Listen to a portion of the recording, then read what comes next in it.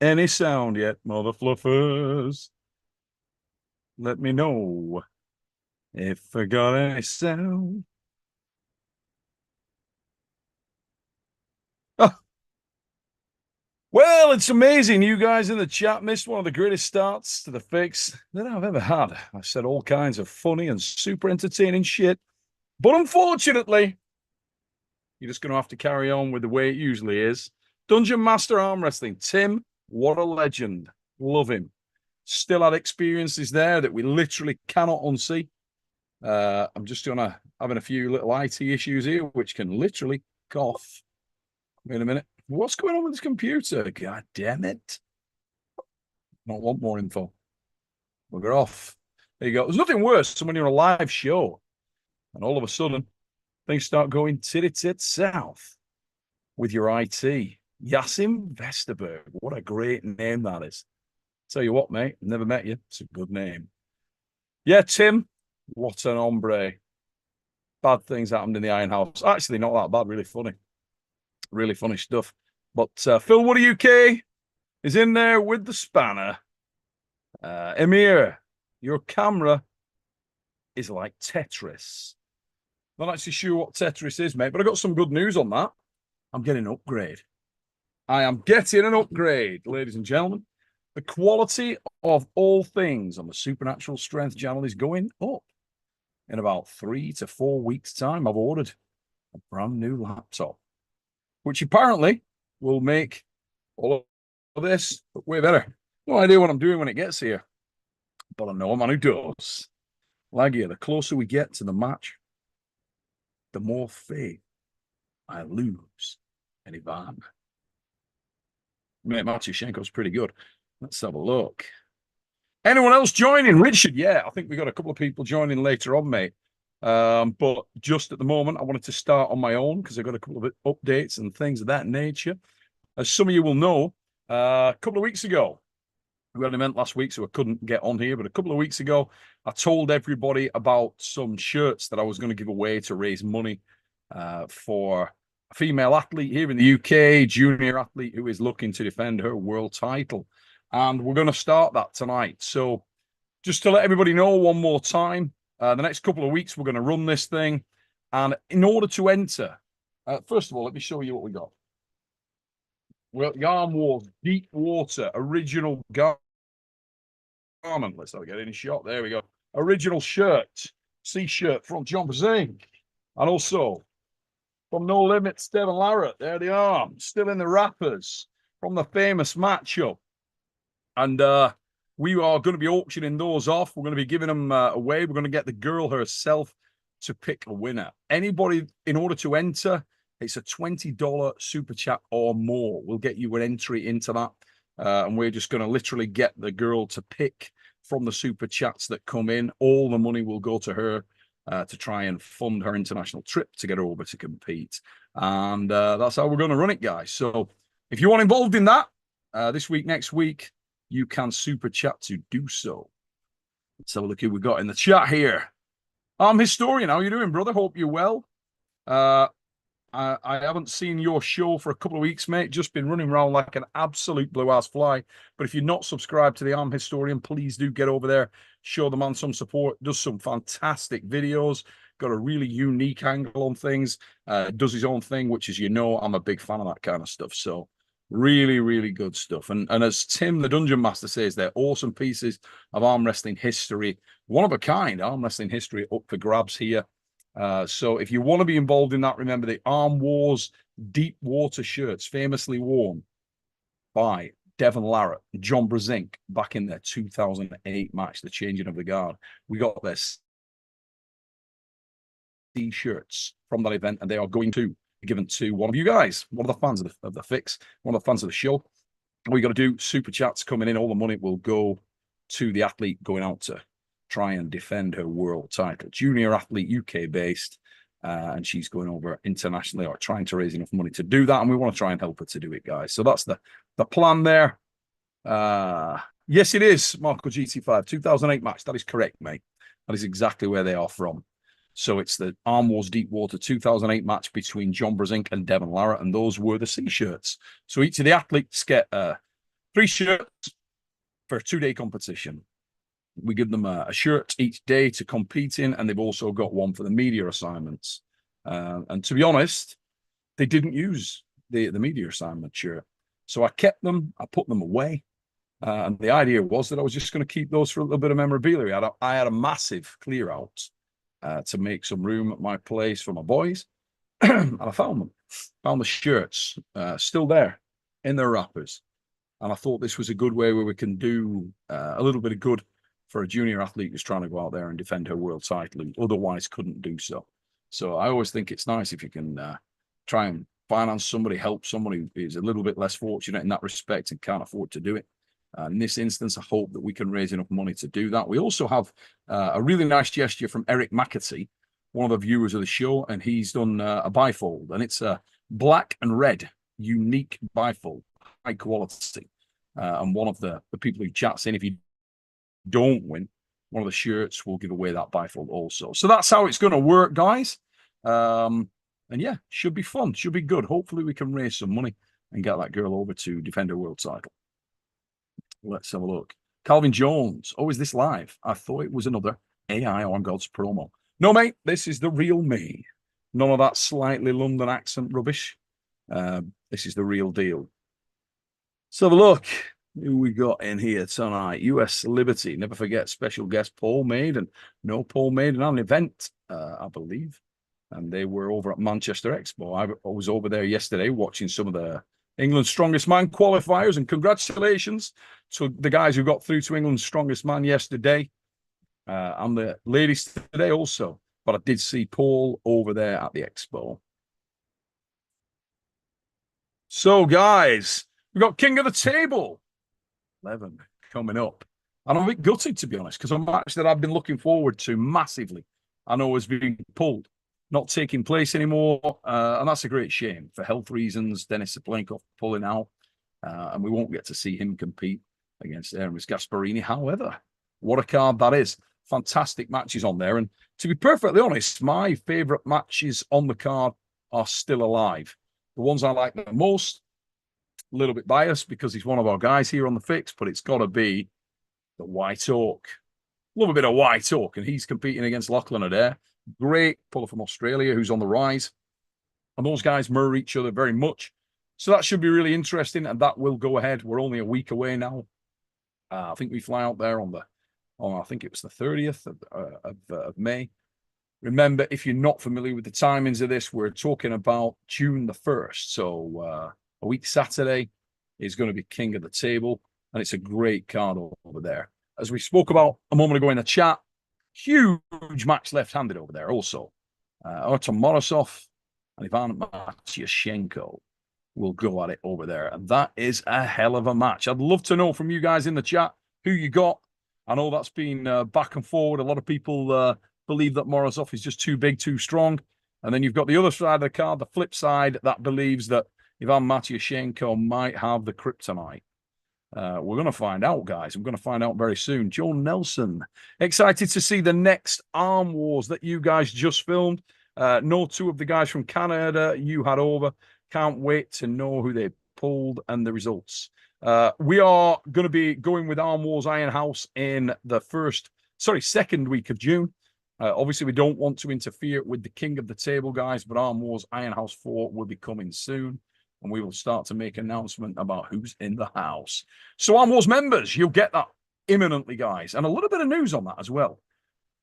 From July forward, we are going to have a huge amount more content here on the Supernatural Strength channel, and we are also going to have a massive amount more content over on the Arm Wars channel. Some big changes afoot, guys. So the Arm Wars channel members, we want to say a massive thank you for your loyal support, and we're going to pay that back tenfold. We have a lot of stuff coming, guys. A lot of stuff coming. Big changes ahead for the back end of the year and going forward.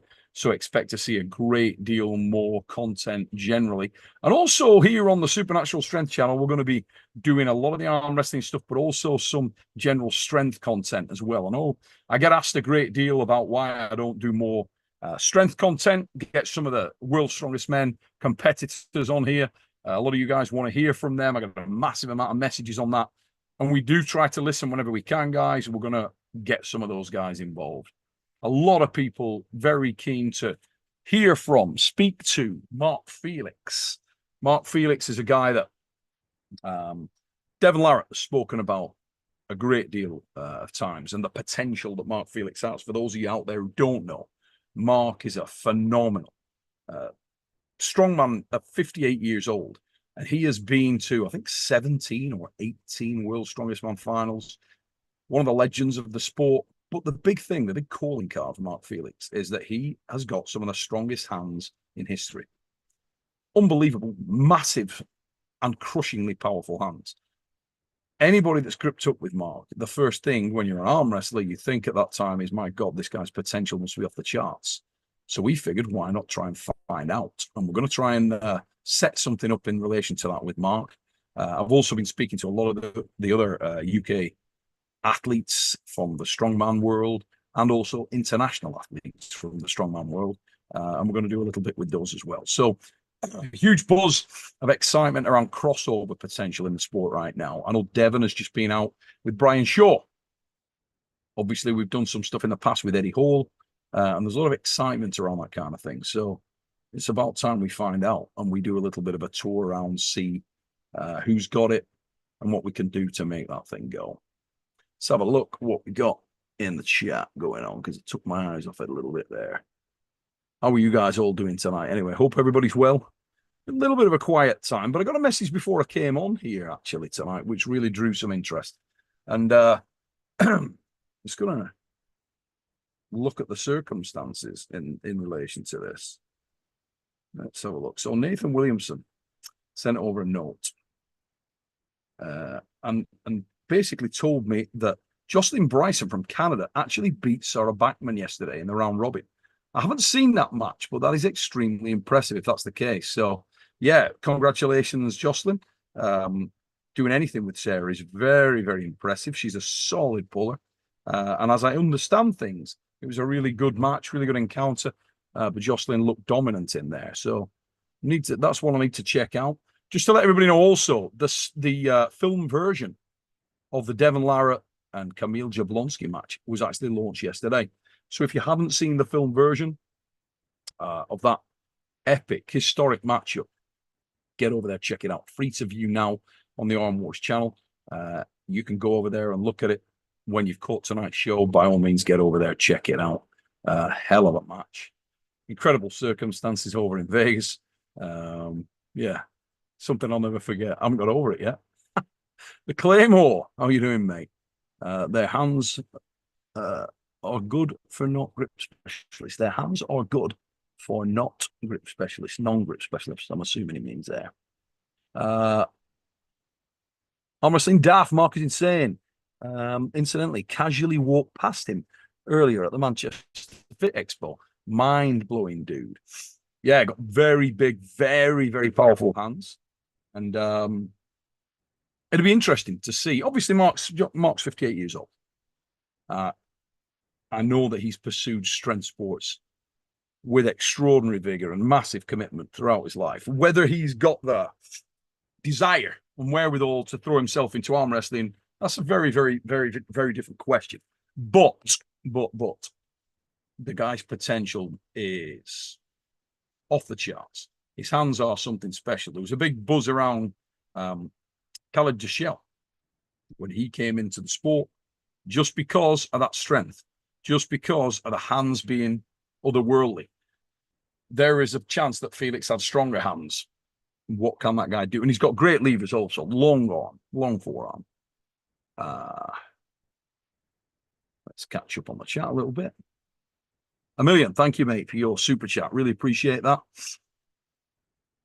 Really appreciate that, brother. Arm Wrestling Daft. He still has Hercules hold record, right? Mega nice guy. Met him before and shook his hand. It would be an honor to see him on the table. Yeah, Mark is a very quiet, very understated lad. He's not somebody who goes out there and shouts his potential from the rooftops. But he's had bits of play arounds on the arm wrestling table, as I say. I remember receiving a call from Devon Larratt. And in that call, he rang me up and said, my God, he was at an expo, I believe, in the United States. And he just happened to grip up with Mark. And Mark mentioned that he was based very near myself. Devon was blown away by the potential of Mark Felix. Felt he was something very special and could go a really long way in the sport. Everybody that's into the sport of arm wrestling, we all know that hand and wrist strength can be a massive advantage. If you've got hands with that kind of natural strength, it's a massive advantage for you.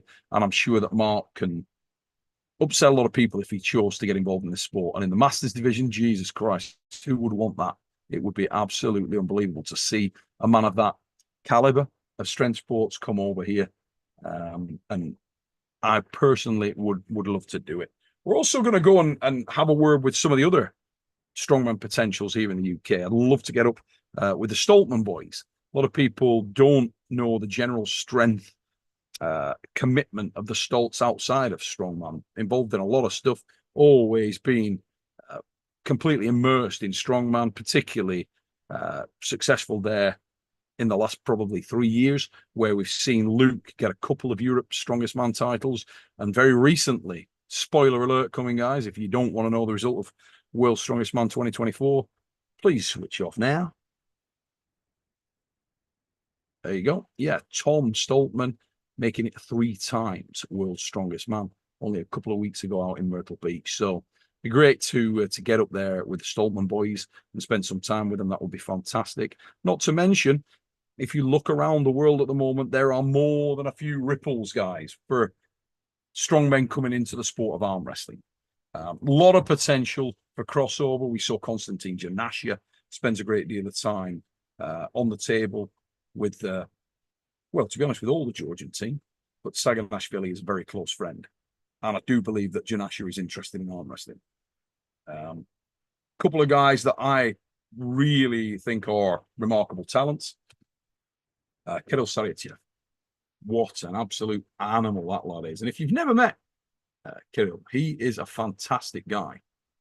Really, really interesting character. Massive bench presser, one of the best of all time.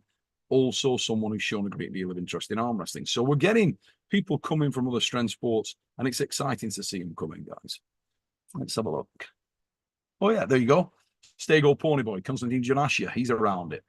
Good friend of Levant's. Correct, mate. Yes, he is. I was literally just speaking about that a moment ago. He is very close. He's at all the events when you go over to the East versus West. This last event, he was there. Rock strong individual, and seen more and more of him on the table, and he's got more interest in arm wrestling than he's ever had when you're around Konstantin. Thomas Miles, let's have a look. Neil, do you know what happened to Jerry? He has disappeared from pulling. Mate, as far as I am aware,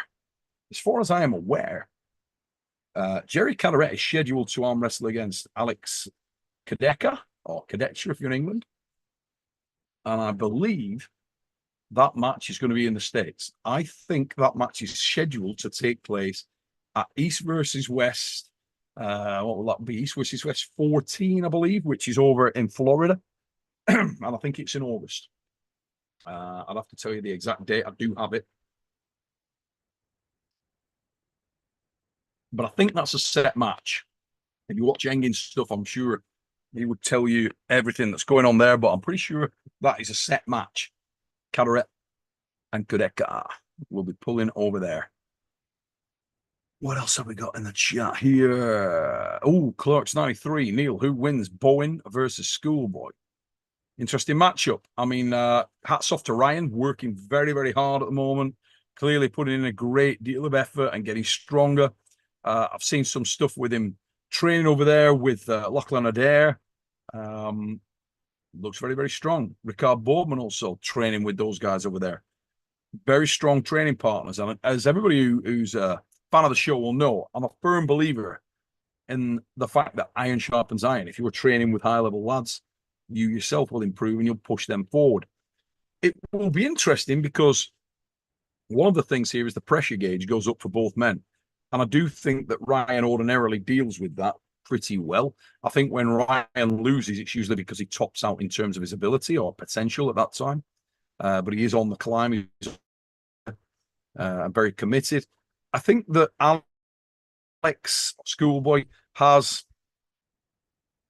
a few questions of himself. I think sometimes he doubts himself, and he can get drawn into rushing matches a little bit. I think if he can calm down and he can just relax a little bit, that Schoolboy would start in most people's minds as a favourite. He's a huge lad. Yeah, you know, don't be under any illusions. Alex is a very, very, very big man. Schoolboy's no joke. He's quick. He's explosive. He cannot afford to rush against Ryan. Ryan will set traps. He loves his low hand. He loves to pronate hard. And he's good at doing so. So very interesting match. In terms of the match itself, I'd probably give Schoolboy as a narrow favourite. I think he has a really good opportunity to win. I think he's more explosive. My concern for him is that he panics a little. And if you panic, then Ryan will put you down. He will put you out of misery. Yeah, probably give it an edge to Schoolboy. Wouldn't shock me at all if Ryan Bowen can get something out of that match. Wouldn't shock me at all if he can get something out of that match. But I've got to be honest with you, another match on that card that I am really excited about that's just been added. It's Kamil Jablonski and Vitali. That is a fascinating matchup. That is a fascinating matchup. Marius Gate, how you doing, brother? Hope you're well, mate. Yeah. Vitali, the top rolling machine, made for the job, extremely long arm, holds his pronation very, very well. Back in the day, has had great endurance, great staying power. He's very much a purist top roller. He's facing about as purist inside as you can possibly get. And when I say inside, we're talking press, and we're talking aggressive press, and that is from the Golden Dragon. Kamil, meteoric rise over the last 4 to 5 years, has obviously worked extremely diligently, extremely hard to get some miles on the clock and up his game. And I genuinely believe that that is a fantastic matchup. And I've spoken to a lot of people following the Arm Wars match with Devon Larratt, specifically about what kind of threat level Kamil Jablonski represents to most people. And it's universally felt that he is a greater threat for purist top rollers than anyone else.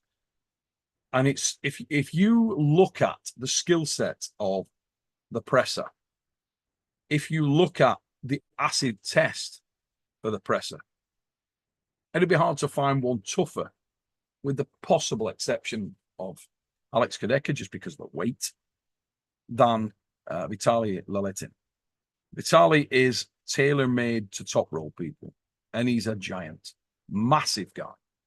And that is why I find this match so interesting. I spoke with Dev a great deal after his match on the left with Kamil, and he feels that Kamil has the opportunity to beat 99% of people in the sport who are top rolling specific. And we're about to see that put to the test with a late addition. He loves a late addition to things. Kamil Jablonski comes in out of left field, but every credit to the lad. I think it's a great addition to the card. I think it's a worthy addition to the card, and it slots in there beautifully. I really, really like that match. The mighty Silverback, how you doing, brother? He's put, Neil, some people seem to think that Jerry is a stylistic nightmare for Vitaly. I actually think Vitaly's grip strength out of the strap will be too much, and that Jerry would hand injure a la Giannis versus Cobra. I don't know, mate. Jerry is very, very experienced. What is going to be interesting there is good friends with Hermes Gasparini, is Vitaly Laletin. There, you could argue that there may be a degree of a blueprint out there on how to deal with top-class pressers more than there ever has been. That said, everything's easy on paper, right?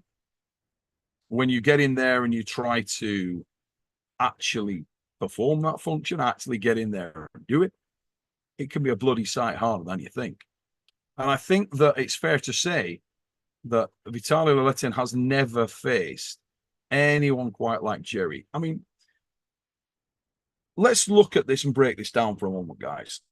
If you're training any athlete for a competition, you're training a fighter for a fight. If you're training anyone for one-on-one competition and you have got the opportunity to emulate the guy you're about to compete against, that would be a great idea. boxers, for example, bring in sparring partners who are similar, have similar attributes to the guy they're going to fight. Who the hell do you bring in to accurately emulate Jerry Kott? Think about that for a minute. Who could you use to replicate him well? Who could give you a real blueprint of what that man does? I think it's really hard. It's extremely hard to do that. There are very few people that have a similar movement sphere, a similar set of criteria, length of arm, combination, package that Jerry Carteret brings. I honestly believe that Jerry, on his day, can be a nightmare for people who are unfamiliar with pulling that style.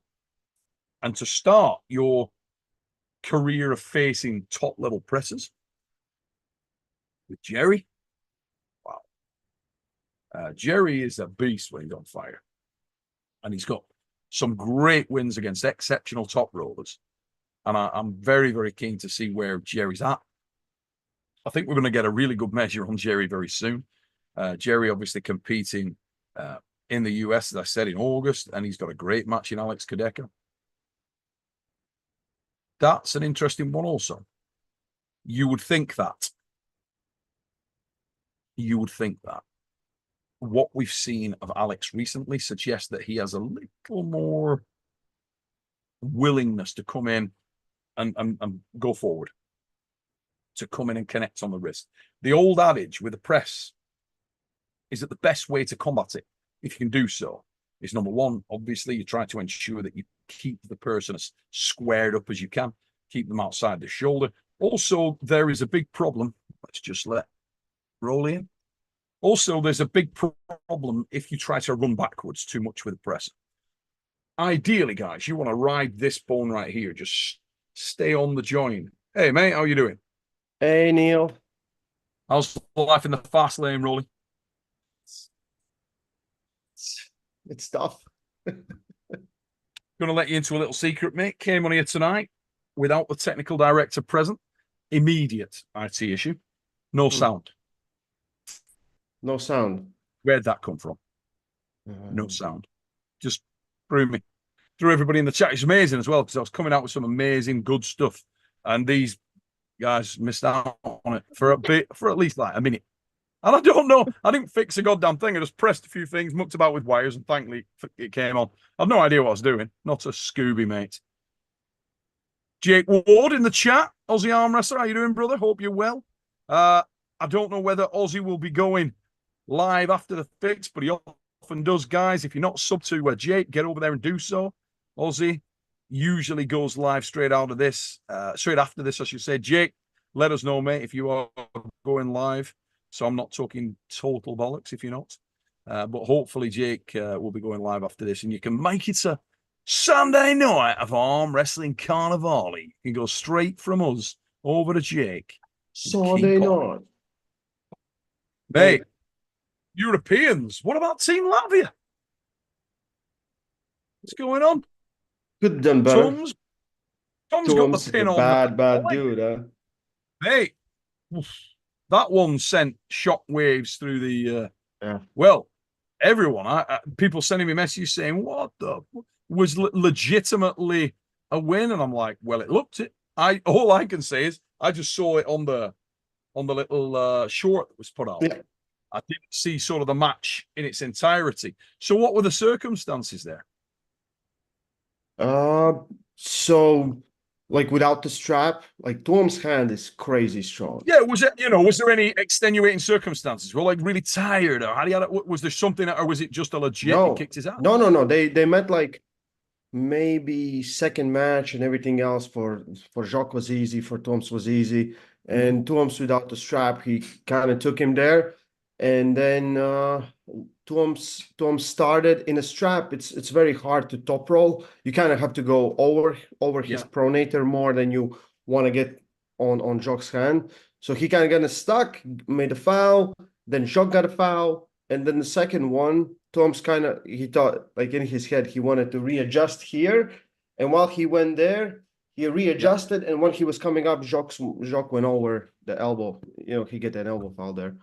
Of course, in the final, it's hard, but that at least like the confidence it gave to Tuoms, and I think not only for Tuoms, for a lot of people that it's like it's doable. But Tuoms, like if you didn't see his right arm, he won right arm 85, right? No slips, no straps, nothing. No one could go on anywhere. Every single match, just like. So he never went to straps through the entire Europeans? No. I think so. That's Like only with Jock, with left arm. With right arm, I don't think there was any straps. Like his hand is ridiculous. Like today, what was the sort of level and attendance like, mate, over there? Was it a smaller than usual event? I had some messages saying the turnout wasn't as big as it's been. Was that the case? It was the biggest Europeans ever. It was biggest ever. So that was a lot of bollocks then. So the people were saying, I had some messages saying, how come people aren't going to the Europeans the same? And I'm like, they're not really? Okay. Classes were full and stacked, right? Of course, there's some countries not the fullest, right? Some left to IFA. Russians, Belarusians cannot compete, right? So it still was over 1,000 competitors, 29 countries. I'll explain something. So when they're watching the finals, and I told them that you set up the finals way, way wrong for many reasons. Because after each final, we did award ceremony. So you do award ceremony, and if you don't have to do doping tests, you just leave, right? If you don't have to wait for anyone, you just leave. So after each final, the attendance gets smaller and smaller and smaller and smaller and smaller. And that's how it was. So I said, like, and if you show at the end, it looks like no one is there. But it was, to my knowledge, biggest Europeans ever. Oh, I know this guy. Evening, Dev. Hey, what's up, guys? Better like this? Yeah, much better. Yeah, that's the one, son. That is the one right there. What's up, Ray? What's up, Nino? Hey, Devon. All right, mate. How's life? Are you okay? I'm in my summer attire here in Canada. Hey, what's the weather like over in Canada? Not here, it's blazing hot. I've got a fan going. It's boiling, mate. It's perfect. Huh? Oh, easy there. And have you lost a lot of weight there, Dev? What are you weighing? You know what? I don't even know. But like 4 days ago, I was 250. 250. Very lean. Listen, I just made a video about it with Joe. We're talking about where I'm gonna end up. Wow. Yeah. You look really lean, mate. Your neck and face. Yeah, no, I know, because I'm a fan. No, I feel good. I feel really good. And I'm doing what all the YouTube comments tell me to do, is work my whole body. Like, I'm doing shoulder flies. I'm fucking doing calf raises. I am going for a walk. Neil, did you contact Wim Hof yet? Mate, I am definitely going to do that. And here's the thing, right? It's funny, when we spoke about that, I came home, and there's a guy that I know really well, right? And he has been involved in various expos and things like that I do over here. And he's only running a clinic with Wim Hof. Like, they've got a big house, and you can go and you do, like, builds you up over a week and stuff. I was ringing him up. Work on your breathing, right? Mate, tell you, some of that stuff you told me freaked me out. I also, you come across now and again, you come across something, Devon, you're like, Ray, you'll love this. So I'm at an expo yesterday. I was at the watching the qualifiers for England's Strongest Man, right? And a company, they were a Manchester-based company, and they have a new form of treatment involving magnets that they use, and I've used extensively in the equine world, on race horses. Yeah. To heal injuries and you can put those magnets anywhere, right? Oi, tell you what, guess who's on it? I'm going. Am I going to be a guinea pig? Let's go. Where are you going to put the magnets, Neil? Anywhere you want, son. I will have a go. We'll talk. So give me. Devon has some ideas. Yeah. They did say you might feel some automatic movement somewhere in your body that you can't control because of exceptional pulsing that goes through from the magnets. I said, right. They said if you've got any areas that sounded of damage, very right. yeah, sounded wrong on a lot of levels, but I didn't mean it like know that. something cool, They Neil? said, for example, hey, seriously, this guy said if you had, that he was telling me about an example where someone had a damaged kidney, right? And they put the magnets on his arm. And as soon as they put them on his arm, and as soon as they did, he said he could feel his kidneys, where he had the damage in his kidneys. And he was aware of this. He was aware that he had problematic kidneys. But this thing goes through your whole body, targets your whole body. So very interesting thing. We have a few senses, when right? I come out to the Otto High hookers, mate. Oh yeah. Yeah. You know, we probably can't really feel magnetic fields force too much. You know what I mean? It's not one of the things that humans can. Right. But you know what? Sense. You can do something very interesting. My brother actually got magnets implanted in all his fingertips. Yeah, so he could feel. So then he could feel anything that was metal. He could feel like magnetic fields. Unbelievable. Yeah. So you can do all sorts of crazy shit with magnets. Anyways, the hey, healing the strongmen are coming, eh, Neil? The strongmen are coming, mate. Oh, Devon. Have you been watching the show? Did you hear what I was saying earlier? I didn't. Sorry, I was like, oh yeah, they're coming, lined up, dude. It's a fucking move. It is a movement. Mm-hmm. You always said it, Neil. You always said when the money comes, they're coming. Yes, I did. And it's all coming right now. It's crazy. You know what? Yesterday, power lifters, also Neil, big power lifters. I was at. I think the strongest are the strongmen, though. That's my opinion. I think there are some people on the periphery of it, mate, that might not be as well-rounded as strongmen. Sure. But that could come in. There's guys in this game, and there's guys that could come who are weirdos. I mean, if you look at people who've just got a certain... Ray's actually an example of this. Because Ray, you don't squat big, do you? Or you don't really deadlift big, but you're a mega bench presser. I mean, world-class bencher, really, aren't you? I used to be when I was young.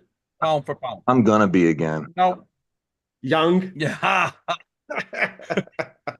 That's not a rep. That's not a rep.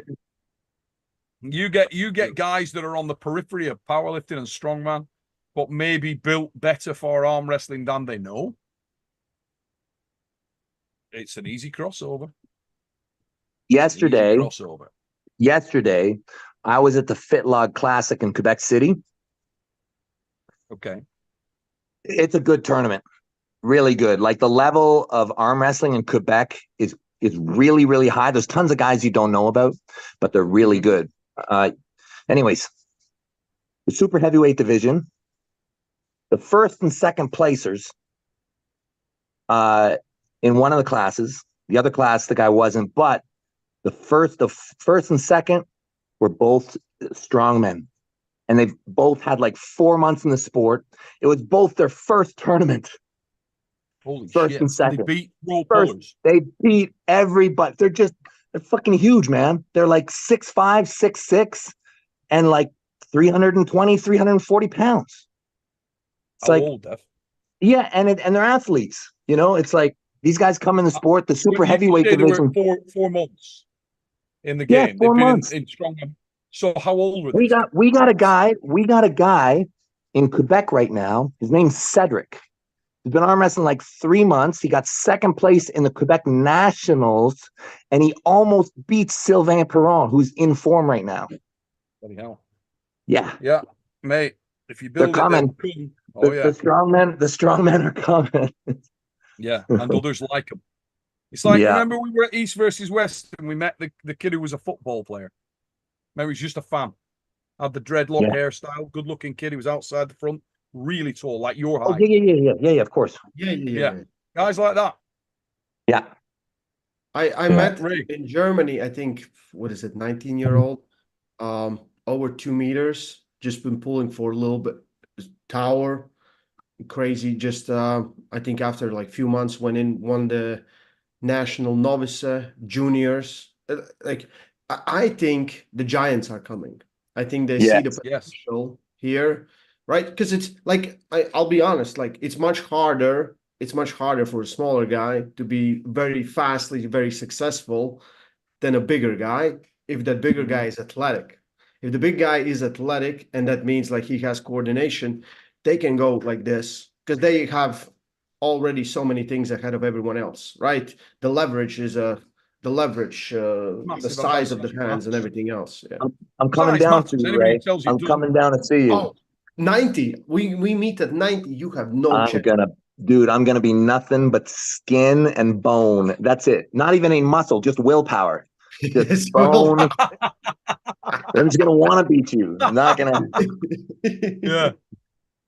Mate, tell you what, I'm going to go on record as saying I expect there to be a significant shift in arm wrestling in the next 2 to 3 in terms of the landscape. And I mean that because there may be also a separation of things. And I'm not going to go into too much detail on that. I think, Dev, you know what I'm referring to. But You know who's a big trailblazer for that? Go on. Leonidas.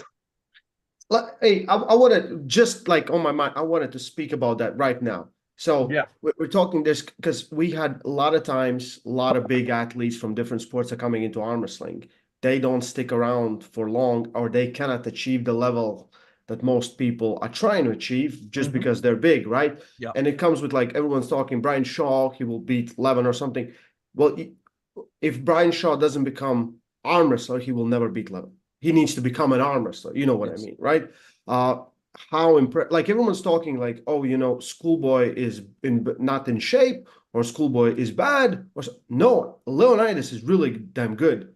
Like, first, like, really strong, like puts in a lot of hours. I know Kevin Wolf. I know how much time they put in to work on it. Yeah. And he's been arm wrestling for a good solid 3 years at least.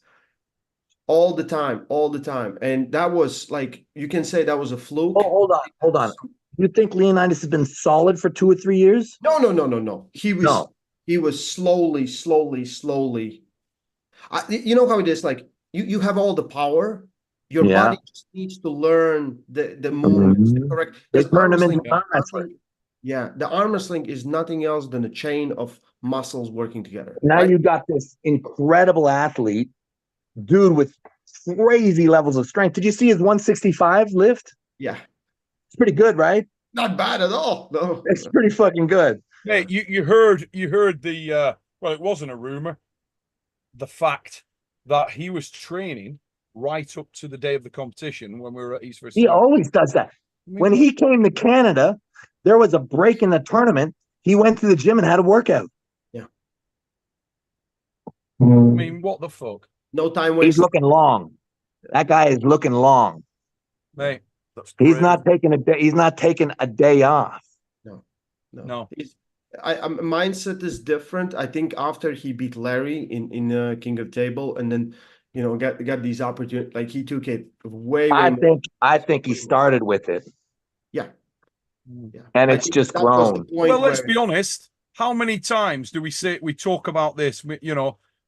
For years we've been on here and talked about this, Ray, with some guys just can't do it. They get onto a table and in 10 minutes, they're pretty fluid. Yeah. Other guys, year and a half, 2 years in, they're still robotic. They're not moving well. Sometimes even more. Like, I think, like, a lot of people will think, like, there's gifts in arm wrestling, right? Big hand, thick hand, some genetic things that are not like normal humans, right? There's gifts, and talent, in my opinion, is ability to understand arm wrestling really fast. Yeah. Like, if it clicks, the movements are natural because it's unnatural movements, right? Top roll and hook or whatever. Press is kind of natural, but you're gonna not do good with it at the start, most likely.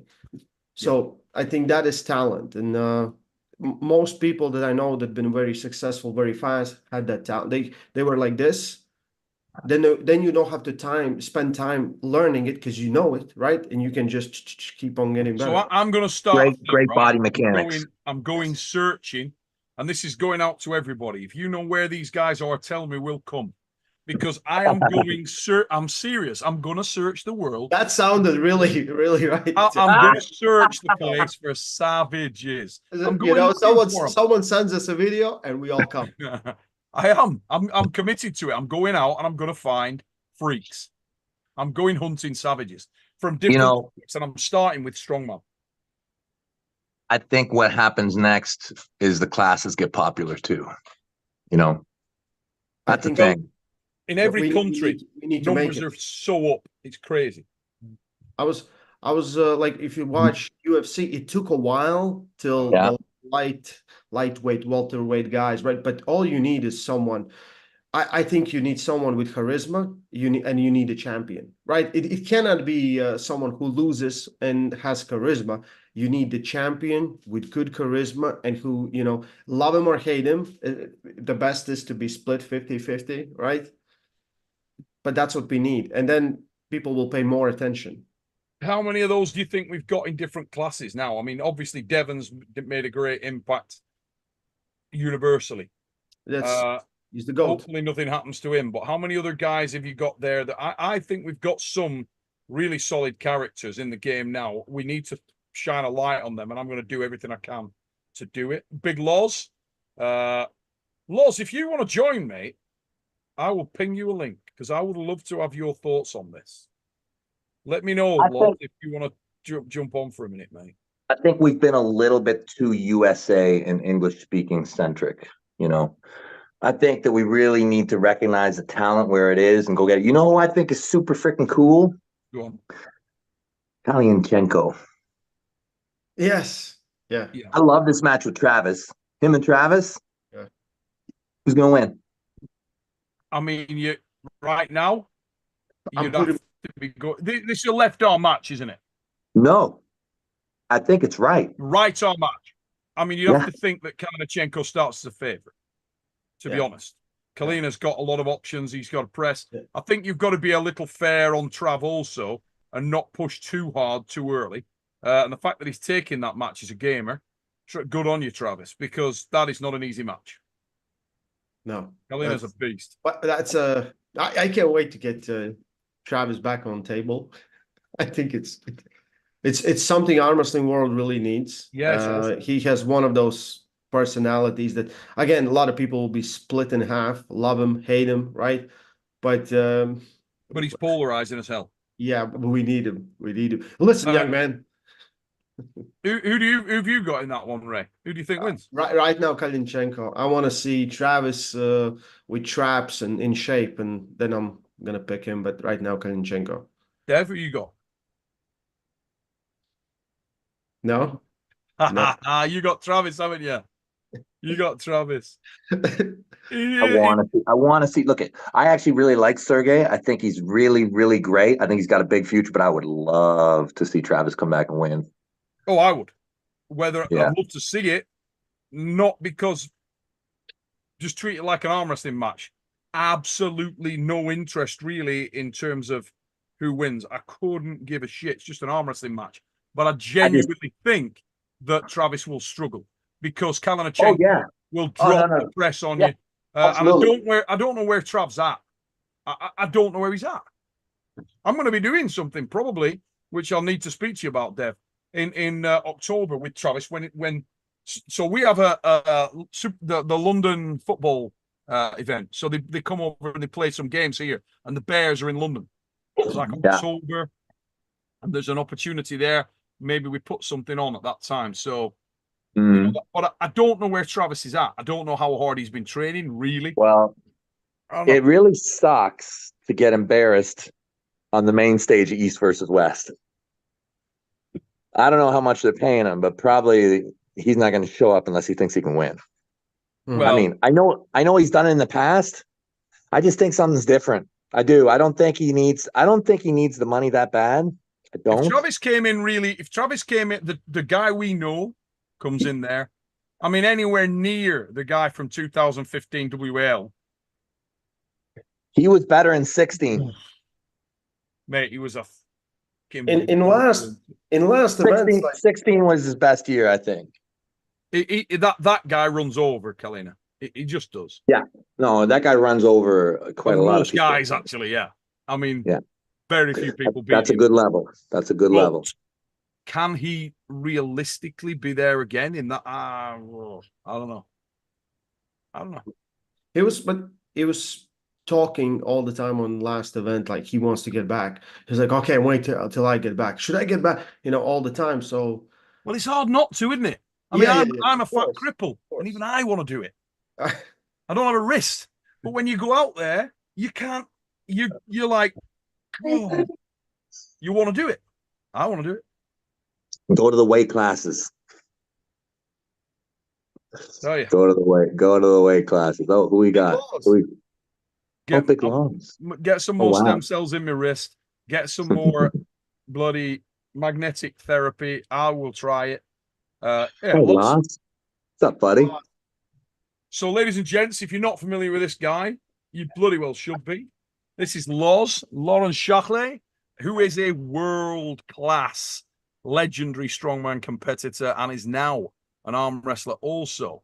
Loz, we've been speaking, mate, quite a bit tonight on the crossover of which you were at the sharp end, mate. You were one of the first guys to sort of start to make that transition when your competitive strongman career started to recede a little bit and you were moving away from that. You decided to throw your hat into the ring, and other people look like they're going to do the same.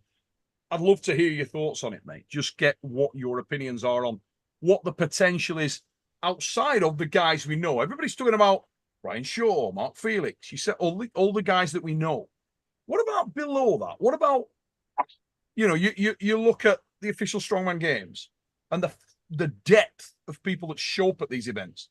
What about below that, in those guys, in the thick of it? Who are the guys? How many guys do you spot within there you think could come in and do some damage in arm wrestling?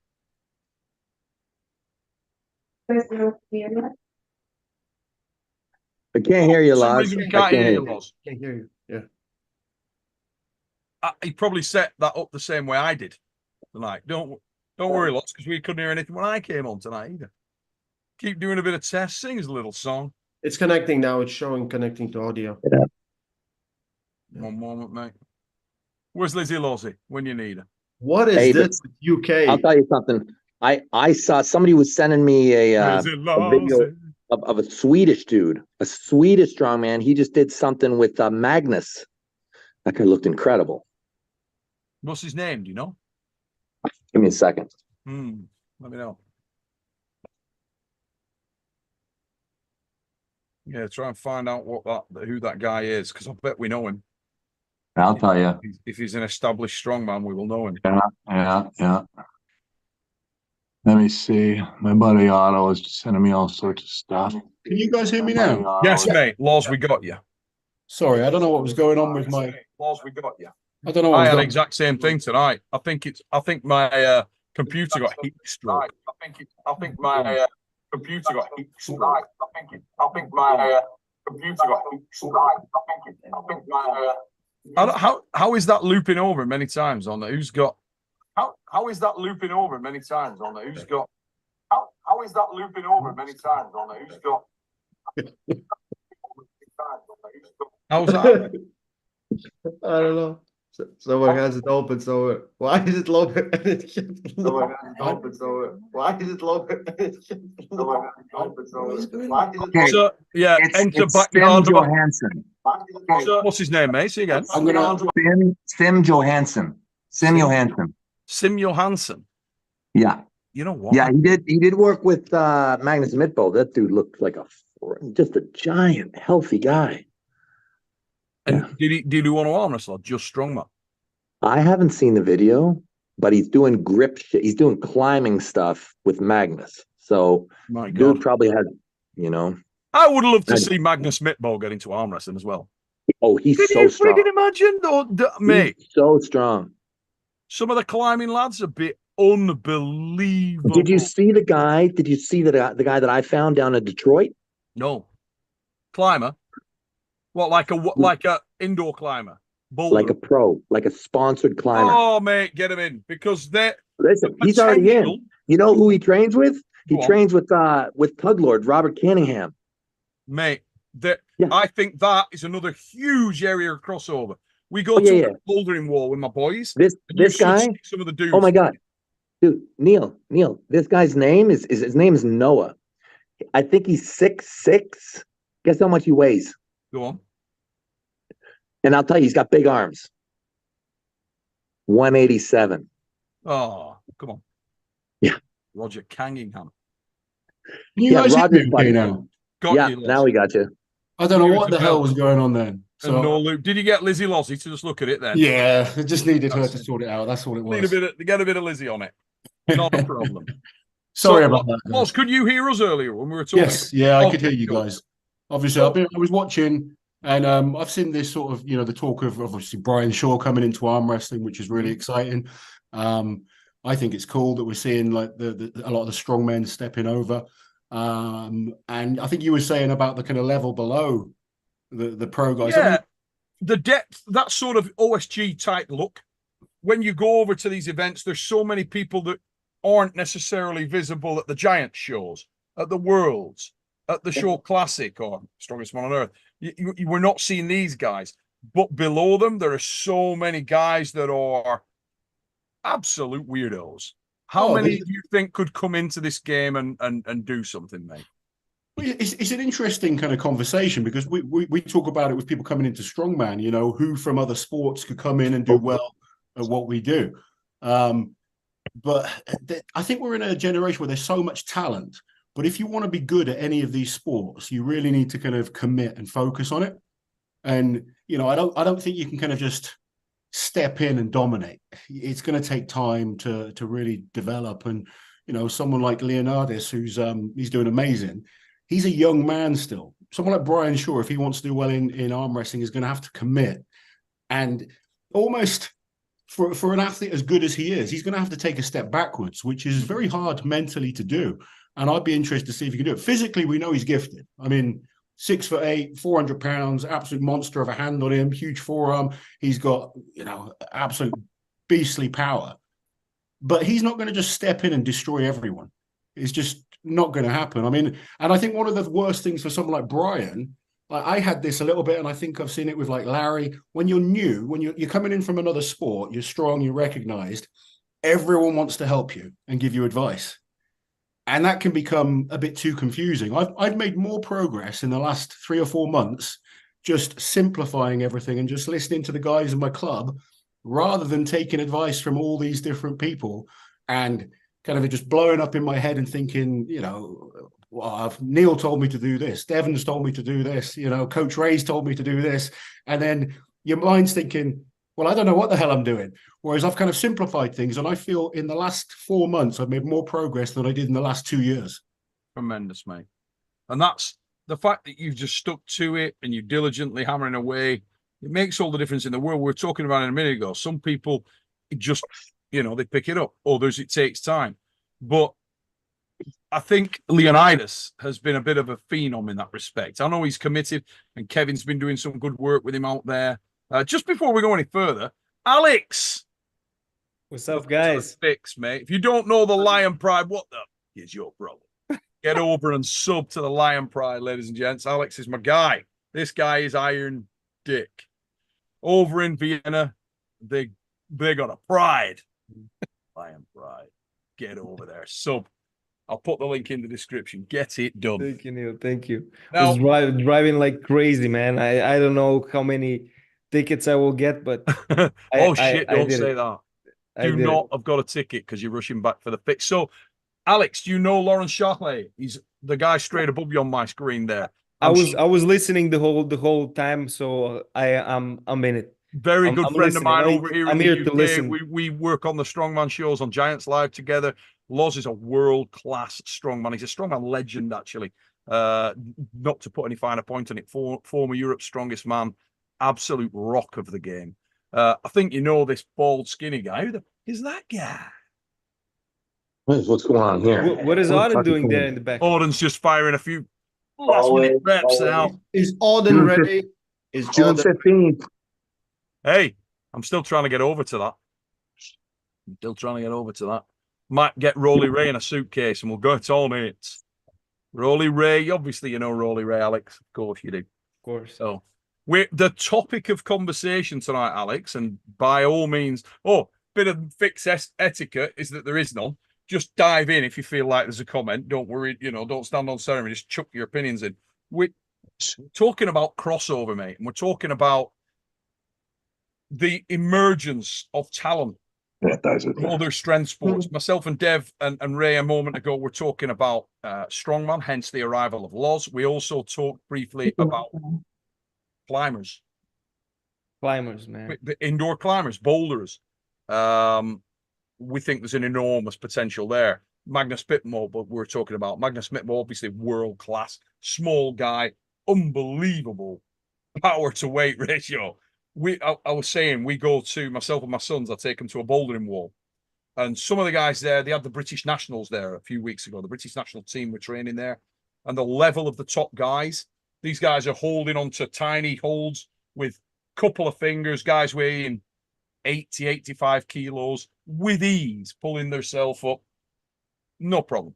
From all kinds of angles. So the power to weight ratio is off the charts. And at the lower weight classes, I think it's guys like those coming in, CrossFitters, and OSG now, weight classes. I mean, Loz, you can speak to that a bit, mate. In the 80 kilo class in strongman, I mean, we got some absolute freaks in those classes. It's just some of under 80 kilo guys deadlifting 880 pounds.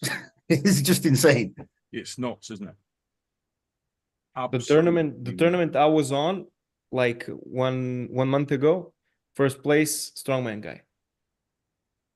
Dev said yesterday he was at a gig in Quebec, and two strongman guys who've only been in strongman for about 4-month period, but are absolutely tight. Just been in arm wrestling.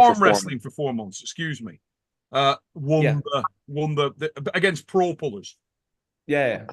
He's also like 4 or 5 months arm wrestling, but you can see he's a monster. 110 kilos in the open class, won against everybody. Mm-hmm. Loz, who do you think are the biggest potentials out there? Everybody talks about, Mark Felix, that kind of spec, and how good Mark could have been. Devon, you've talked about that a great deal. Who do you think are the guys that come to your mind that you immediately think, oh my God, if that guy committed to arm wrestling, he would be a savage? I think someone like Evan Singleton would make a good arm wrestler. You know how strong his grip is. Mm-hmm. He's very explosive, fast twitch muscle fibers. I think he's quick. I think no one's talking about him, but I think he'd be good. There's a lot of guys though that are good arm wrestlers. People like JF Karam was a good arm wrestler by all accounts. Ian Bibby, ridiculous arm hand strength. That guy is just, he's one of the few people that I've trained with that just blows my mind how strong he is. I was training with Bibby many years ago. It's going to be 7 years ago or something now, when he first started coming to the Giants. And I know I'd spoken to him. He was based in Canada. I told him to get hold of Devon and so on. He rolled up your club, didn't he, Dev? He actually showed up. And I spoke to Dev about a month after, and he said, Bibby came to the club, smacked the piss out of everybody at the club. Was it like you and Ian could beat him and that was it? I was the only one. Wow. That's just insane. He was beating guys like Jeff Slater, like Carnegie, John Mill. Like, we had good guys. Guys. Did he have any arm wrestling technique, or was it just power? Yeah. Loz, yeah. I think that's the factor is once they learn how to arm wrestle, then he was no black belt, but the dude could arm wrestle very proficiently in the basic moves. Yeah. And I think that's important because, with the power that they have, and then you think of just the hand of Ian Bibby is ridiculous. It's ridiculous. And then the ridiculous size he has behind that with his shoulder and his arm. I mean, I've never seen shoulders like it on a man. So once he can kind of keep all that connected, it's just going to be lethal. I mean, Ray, you did some work with Ivor Schmaustelis, didn't you, over in Latvia? And did you get on the table with Ivor at all? Yeah, we got on table, but Any potential there, or I think he's solely focused on strongman right now.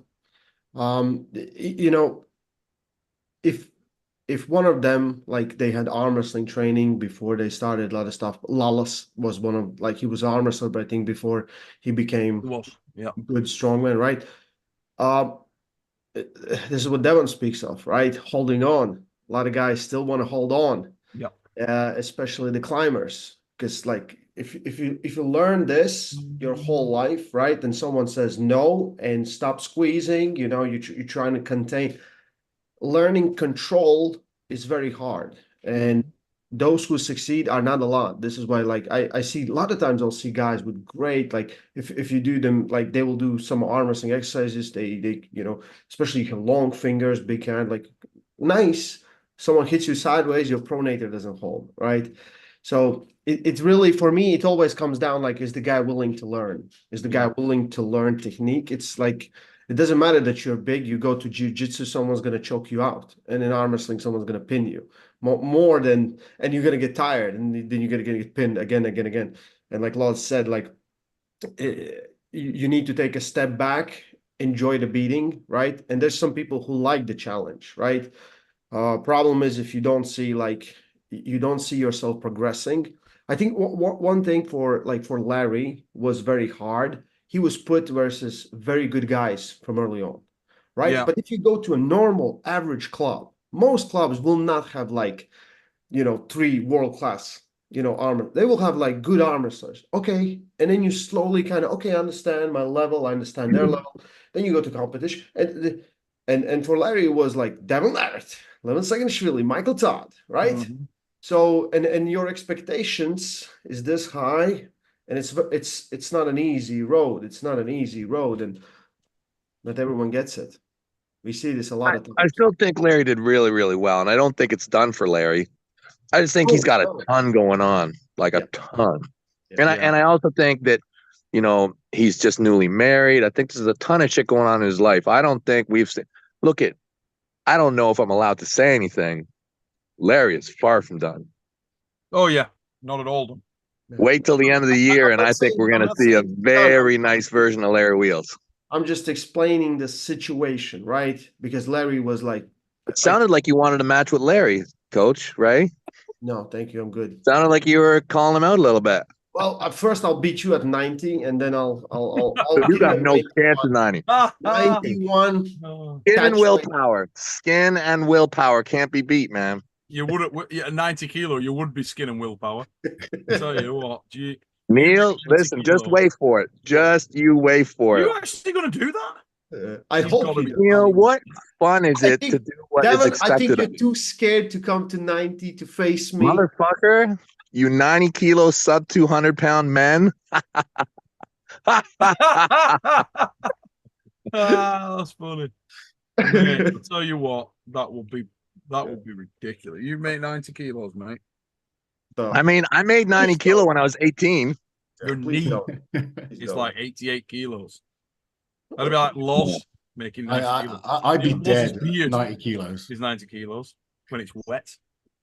It's like we'll see. I'm really turning over a new leaf, Neil. We'll see where I end up. Whatever. Alex, you're like 100 kilos, aren't you? I'm like 100 kilo, and I don't know if I would make 100 and not this tall guy with just muscles and skin and bones. You'll be surprised. You'll be surprised. Mate, if you make 90 kilos, I will actually be surprised.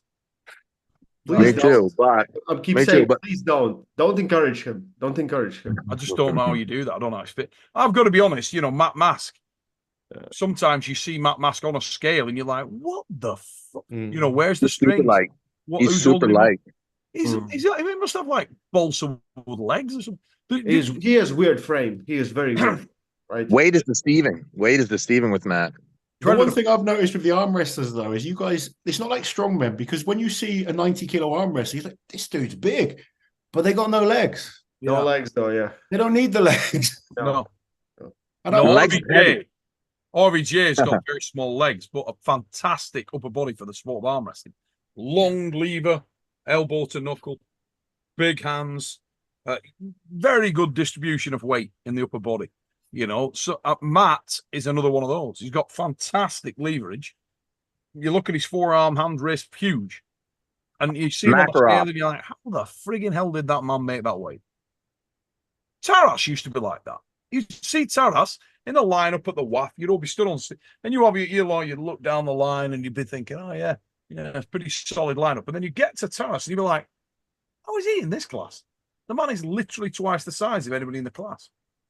His frame was colossal, you know. They're out there, weirdos. Tom Holland amazes me. I've seen Tom Holland make weight classes, and when you look at him, you think, Tom's a pretty big lad. Wait till the climbers come, right, Neil? Oh, I can't wait. 187.66. Mate. And not only that, the functional, I've talked a lot on here about training for the sport, and I know there's been a great deal of a transition towards the serving the ace and just, done.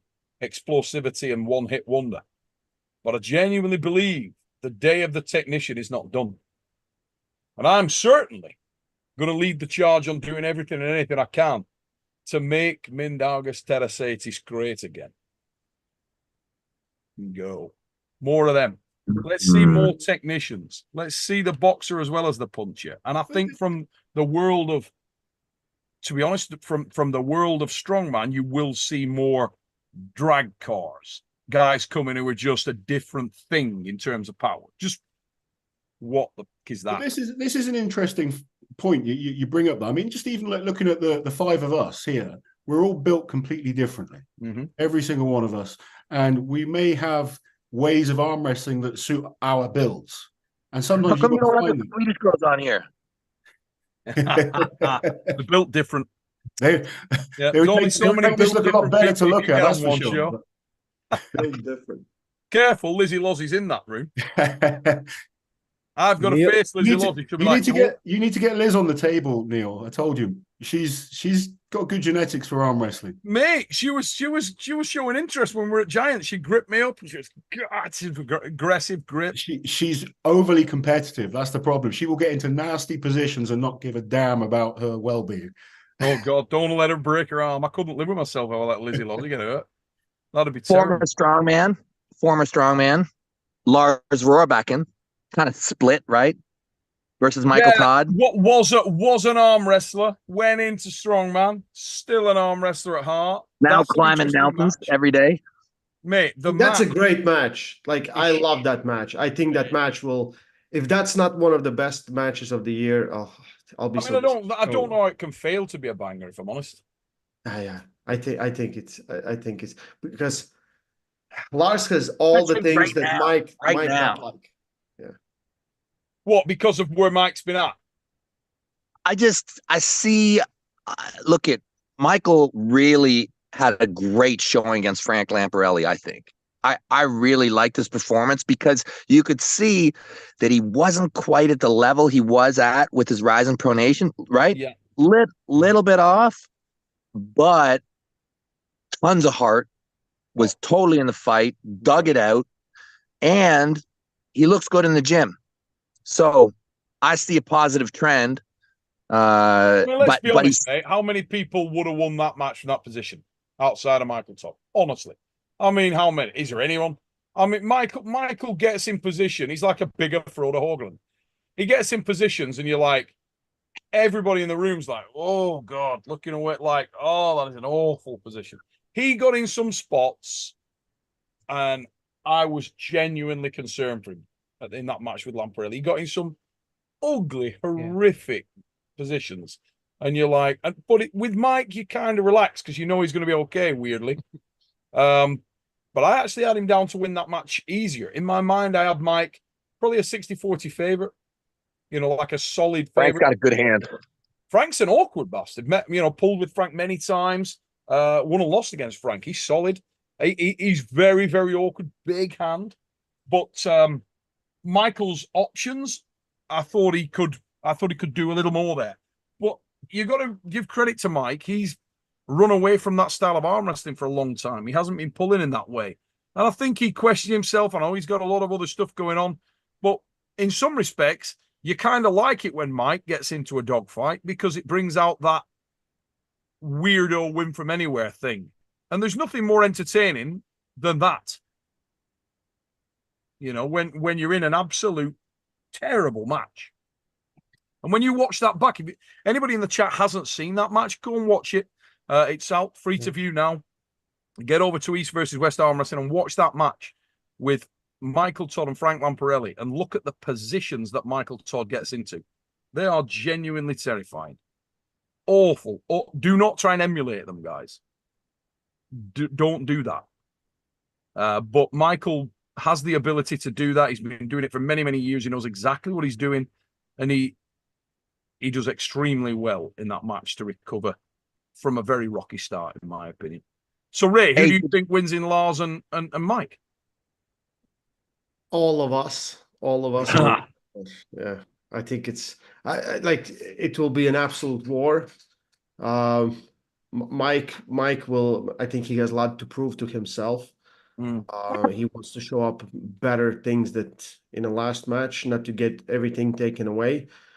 And Lars has all the weapons. He showed that he has a good top roll. His press is still there, and he's in shape. So I can't wait for that match. Yeah. Who have you got for that one, Alex? Hard match for Mike. Hard match for Mike, man. But I don't know. I don't know how he will react if the press is coming. And I don't know if he's going to try to match the press and match the shoulder. And I don't know. I just see it stopping the press like this. Because if he goes fully outside, maybe because his angle is more open now. And I don't know. Hard match. But Devon gave him a motivation by saying that, if he wins the match, maybe he gets the title shot. So I think he will do it, but it will be super hard. Mm-hmm. Who have you got, Loz? I think Mike will win. I think he's just got a lot of dogfight in him. And you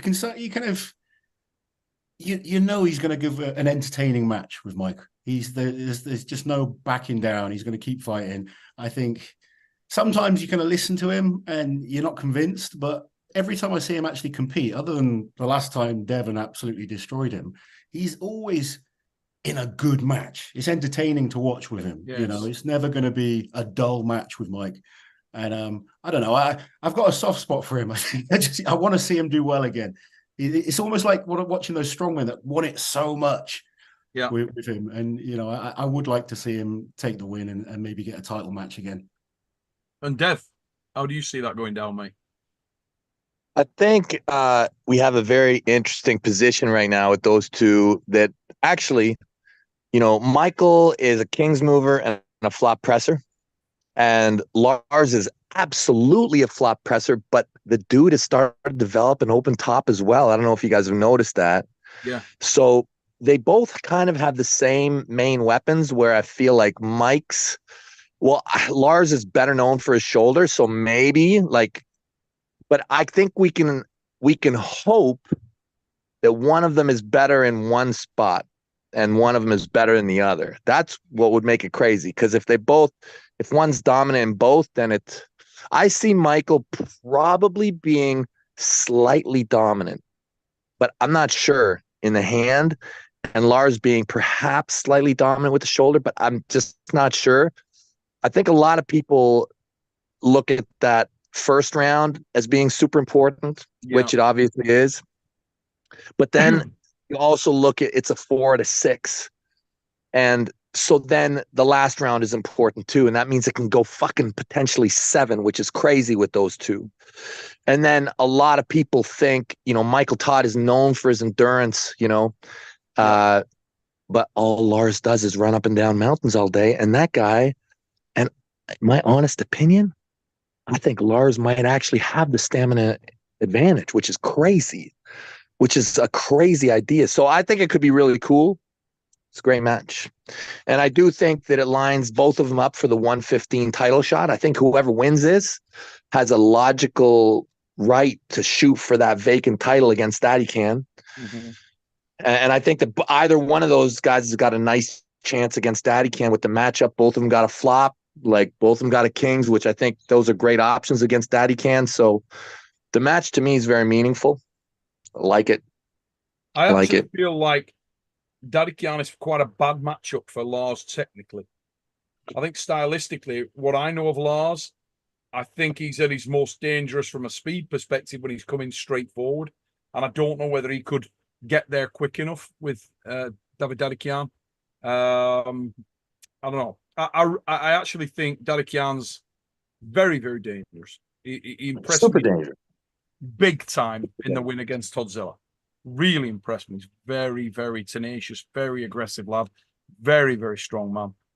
So that's that's a hard match to take. It really is.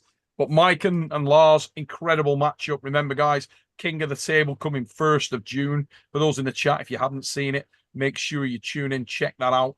Big month of arm wrestling coming. Arm Wars Iron House will be coming the week after. Arm Wars Iron House 4 out the 8th of June. So keep your eyes out for that, channel members. That is a hell of a show coming your way there. Got some solid guys in the house. Now let's move on. King of the Table, next matchup. We cannot. I mean, I absolutely love this match. So we got. In fact, let's go the other way around first. I want to because I don't want to run out of time and not talk about this, and I am biased. Let's go White Oak and Lachlan first, because I think that's a very, very interesting match. These guys mirror each other a great deal, and I believe like both of them are really on the rise at the moment. Arguably, Lachlan more so than Paul. I think Paul may have reached a higher level sooner than Lachlan, technically.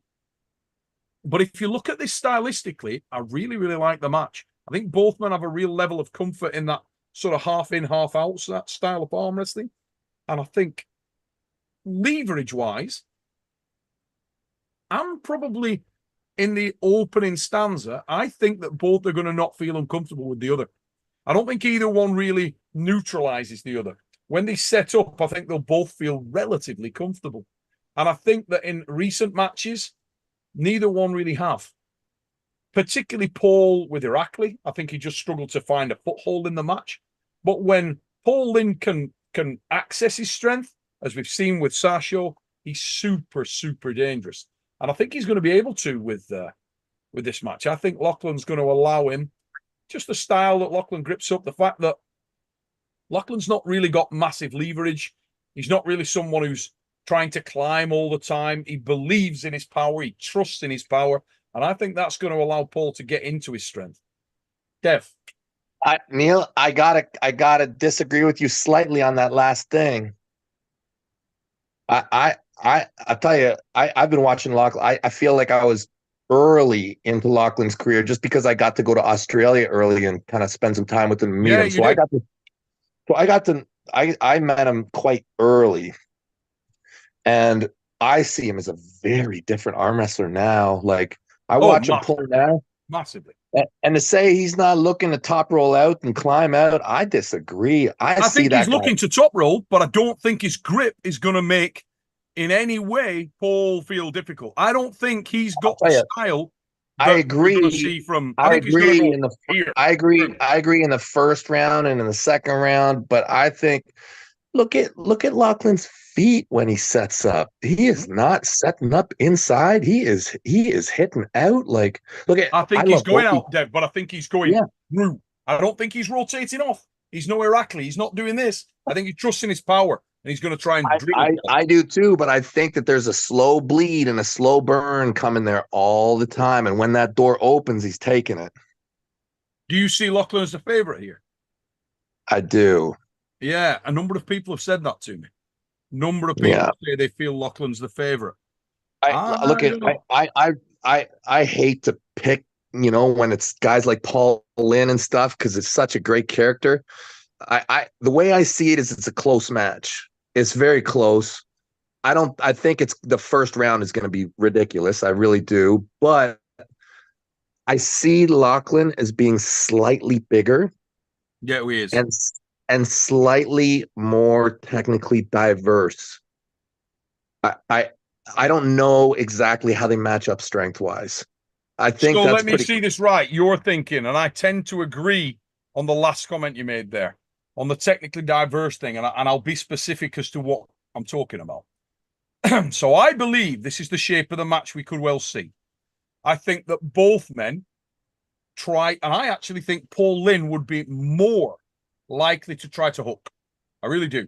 I think 100%. he'd be more likely to try to hook. So what 100%. I think we're going to see is Paul chasing this way a little bit, not fully outside, but just trying to go through. And I actually think Lachlan feels like he's stronger than Paul and won't be against that. I think he'll think, yeah, let's go. Defensive hook, Lachlan Adair, offensive hook, Paul Lynn. There we go. Now, I think there's a balancing somewhere in that bottom third. Yeah. Okay? And I think that you might see quite a stretched open look to the match. And I believe that where Lachlan has a big advantage is the transition from this position straight into a press and then climb back up. Oh, God. I have seen Lachlan fuck. and press hard a number of times. And I've seen him do it with guys who are awkward and sticky as hell. I mean, don't see that. Honest, I don't see that. Rangi Hitamoris gets into some sticky can open spots here. Yeah. Where he's trying to peel you out. He's in a King's almost. It's not a full King's, but he's very open. Trying to peel you out. And I've seen Lachlan put so much side pressure in, transitioning. Just literally dump his whole shoulder on it. Yeah. Whole stretched out hook position. Yeah. I think he might do that. Yeah, I don't think so because Paul Lynn's not going to be top rolling him. No, I think Paul Lynn might hook. Of course he will. I think he's going to go to try and go straight through. And I think Lachlan won't run. I think if that happens, Lachlan might it's back pressure and straight across. Paul Lynn probably driving, trying to stay together, trying to stay compact, surging. If Paul starts to fall away, Paul's got to stay close to it and on it. But if Lachlan, I think it's a close match, but I think Lachlan wins 55-45. Alex, you got? I think it's going to come down to the power. Who has more power? And I see it also going into a hook. But yeah, I don't know. Very close match. I will say, I don't know. And I agree that Lachlan is more technical, but I hope that Paul has more power and that he grinds it through. But I don't know. Close match. Let's say, 55-45, Paul. Oh, slight variation. And we should have it back. We should have it back. I don't like the bet. I'm looking forward to this one. I was watching these two on Aussie Armwrestlers channel the other day. I believe they don't have to do a weight cut for that. I think they're both pretty much where they need to be. Yeah. Paul's normally got a cut, hasn't he, for most of his trips.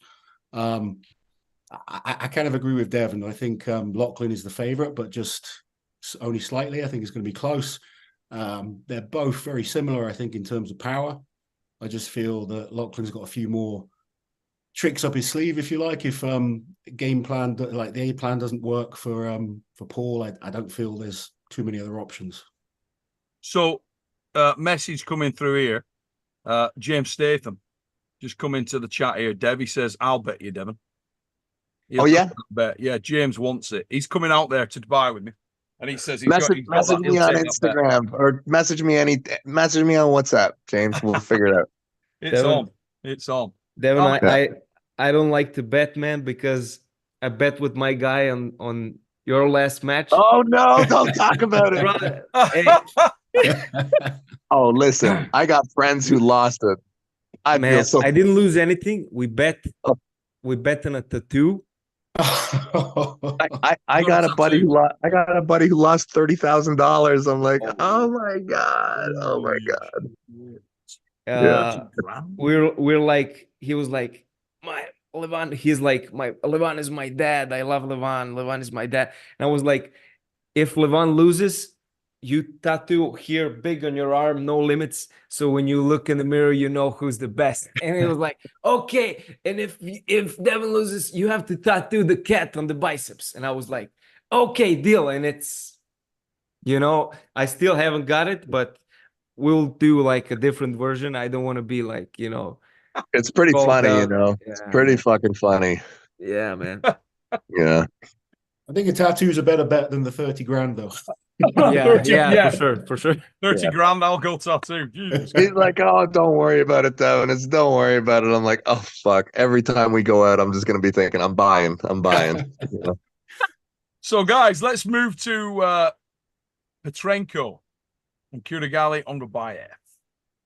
Let's go. This is a great. I mean, I pretty much like polar Kurigali. opposite in many ways. You I got like Kurigali. Kurigali. I like Kurigali. Easy hard. Super, maybe even from behind. First, Petrenko's stupid strong. Stupid fucking strong. Yeah, I just think he cracks. I just think he cracks his wrist. Yeah, I can see. This is the one that I am most conflicted about. It really is. I think I probably struggle to land on someone with confidence here more than any other match on the card. I have a lot of confidence in both these lads. I think they're both absolute slayers. They're absolutely opposite in terms of the approach to the match. But when both guys come in shape, they are the two of my favorite arm wrestlers, actually. They're extremely solid. Petrenko's all heart. Lovely guy as well. Oleg Petrenko. Have you met him much, Dev? Have you spoken to Oleg much? Yeah. What a great lad he is, isn't he? Super cool guy. He's a sweetheart. He's a lovely lad. Yeah. Kurigali, how can you not like him? The guy is a magnificent arm wrestler. And he's all things I like about arm wrestling. He's stylistic. He's got guile. He's got style. He's brave. He puts things down on people. He really does. He'll go for anything. Had the only good match in top 8 for the whole season. Mate, actually, that is true. I mean, the final, Levon and Vitali was nice. First round was. Yeah. But that's the only good match. It was a good one. Real good. First round. Almost as good as Tim Bresnan versus Rustam Baba. Remember that one? That's a good match.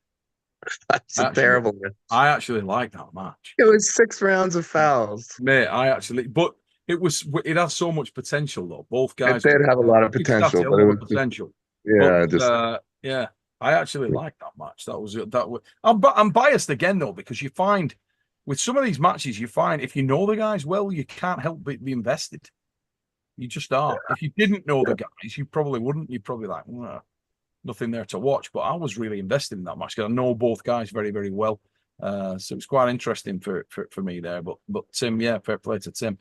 So, Lots, who have you got in this one?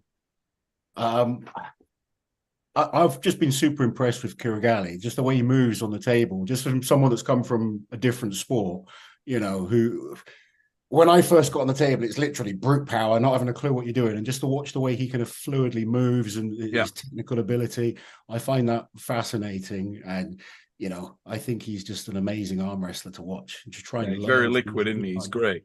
Yeah. Absolutely. Spot. Alex? I think he's gonna lose his wrist. Like you think Kurigali will lose his wrist? No. No, you think Petrenko is gonna lose? I think Petrenko is gonna lose his wrist because Kurigali is very, like, he has a precision. He knows what he's doing, and I think very strong rise. Yeah, man, and I think if he loses his hand, really, I don't see him flopping Kurigali. So I'm gonna go with Kurigali on Gabaya. So I've got a really interesting. Sorry, go, Dev. Sorry, you go first, Neil. My apologies. No, go, mate. Go for it. You were going to talk about, and I was going to change the subject. So you go. Okay, super quick one. So I'm going to change the subject a little bit, right? We were talking about this match the other day, and I happened to be chatting it through with Brad Grundy. And Brad Grundy's a guy that I really like. I think he's a really thoughtful guy, really, really diligent in trying to work it. I think he's a star. I think he's really, really good. And his aspirations are very high. He's chasing. He told me that the guy that he would most like to go after shortly is Bacho. If he can get through Matt, that's who he wants next. And others, but Bacho, when he said that, how many people are seeking that match? Not many. Not many. And yet, Brad Grundy, queuing up. Can't wait. Wants it. Got to tip your cap to that one. That's a good one. That's a good one for sure. Yeah, I'd like to see that. Very interesting. Yeah. But first, did you notice? Mask. Oh yeah, yeah. I don't think he's gonna be able to do it. Or match. I think Matt's gonna win. Yeah. But did you see a North American changing of the guard in the super heavyweight women's division? I mentioned it earlier tonight. Oh, you did? I missed it. Okay. Yeah, I didn't know about it actually. I was on a bento yesterday, so I didn't know about it. But I got a message, and Nathan sent me a message over saying, "Oh, Jocelyn cracked Sarah," and I'm like, Yep. Yeah. So, wow. Did you She's see it? strong. No, I just watched it. I just watched it online. I tell you, I'm not surprised. I'm not. Jocelyn's an The absolute girl's- rocket ship. She's a monster. She is so strong. She is so strong. Like, and I think that she actually came from strongman also. Really? Yeah, I think so. I think she might have. Yeah, that or powerlifting. I love that you just said that. Yeah. Because that segues. Mate, I actually think there's more potential in the ladies. Oh yeah. Almost. Oh my god. In the ladies, come over. Holy oh my god. shit! I was just thinking honestly that. think there is more potential in ladies coming from strongman ladies to arm wrestling than in the men. For real, I do. I agree. Oh, you're right. I 100% agree. You're totally right. There are some absolute weapons in. I mean, I can't even go there. Right. So Jocelyn, I think, is our North American first. Yeah. What up? Oh, And yeah, of course. Yeah. Because and I don't see another woman. I don't see another woman built like her in North America in the sport. No. And yet, some of those girls in the strongman. Oh my God. They transition over. Shit. Hang on to you. I'll tell you, fasten up your chin straps. Some of them girls come over because there are some absolute monsters in that. Imagine someone like Rebecca Roberts with her grip strength, leverage. This girl is like, her hands are as big as mine. She's 6'3", 6'4", is it? Yeah, I was gonna say bigger. Yeah, like she's a big. She probably doesn't even know how to arm wrestle, but the potential. No. Oh, she's a titan. Scary. She's massive, and her grip strength is ridiculous. Yeah. 0.00001 percentile. Yeah. Mate, ridiculous. Some of the girls are off the charts. So I'd love to see some of those guys come over. But, let the games begin because I'm about to start. It's coming. Oh, it's coming. So we just had a super chat from Hemorrhoids Asperini. All the class on the show. Hey, Devon, when you're down in Colorado, will you be the strength training with Brian? I think I've just done it on you, mates, but I would think he's the perfect person to learn from. Listen, I am not really. Look, if he wants to show me something, I would love that. I will anything Brian Shaw tells me about strength, I will listen and be a sponge. But we don't have a lot of time. I want to do a lot of stuff arm wrestling with him. I really love the idea of trying to make him fall in love with arm wrestling. A lot of people are like, Devon, you're going to train him to do this, you're going to train him to do that. If I leave there and he likes arm wrestling more, I feel like I've succeeded. Like that guy is smart enough, and he if he just loves it, he's gonna figure it out. Yeah, you hit the nail on the head, mate. Brian is so professional. Oh yeah, I'm just gonna go down. I'm gonna have a ton of fun with them.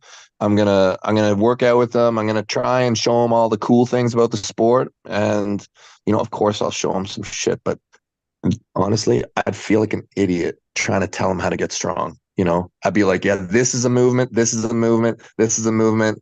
This is the way I train. Never mind that. I'm just going to be like, get strong at those movements, Brian. The application, it's about application, isn't it? Yeah.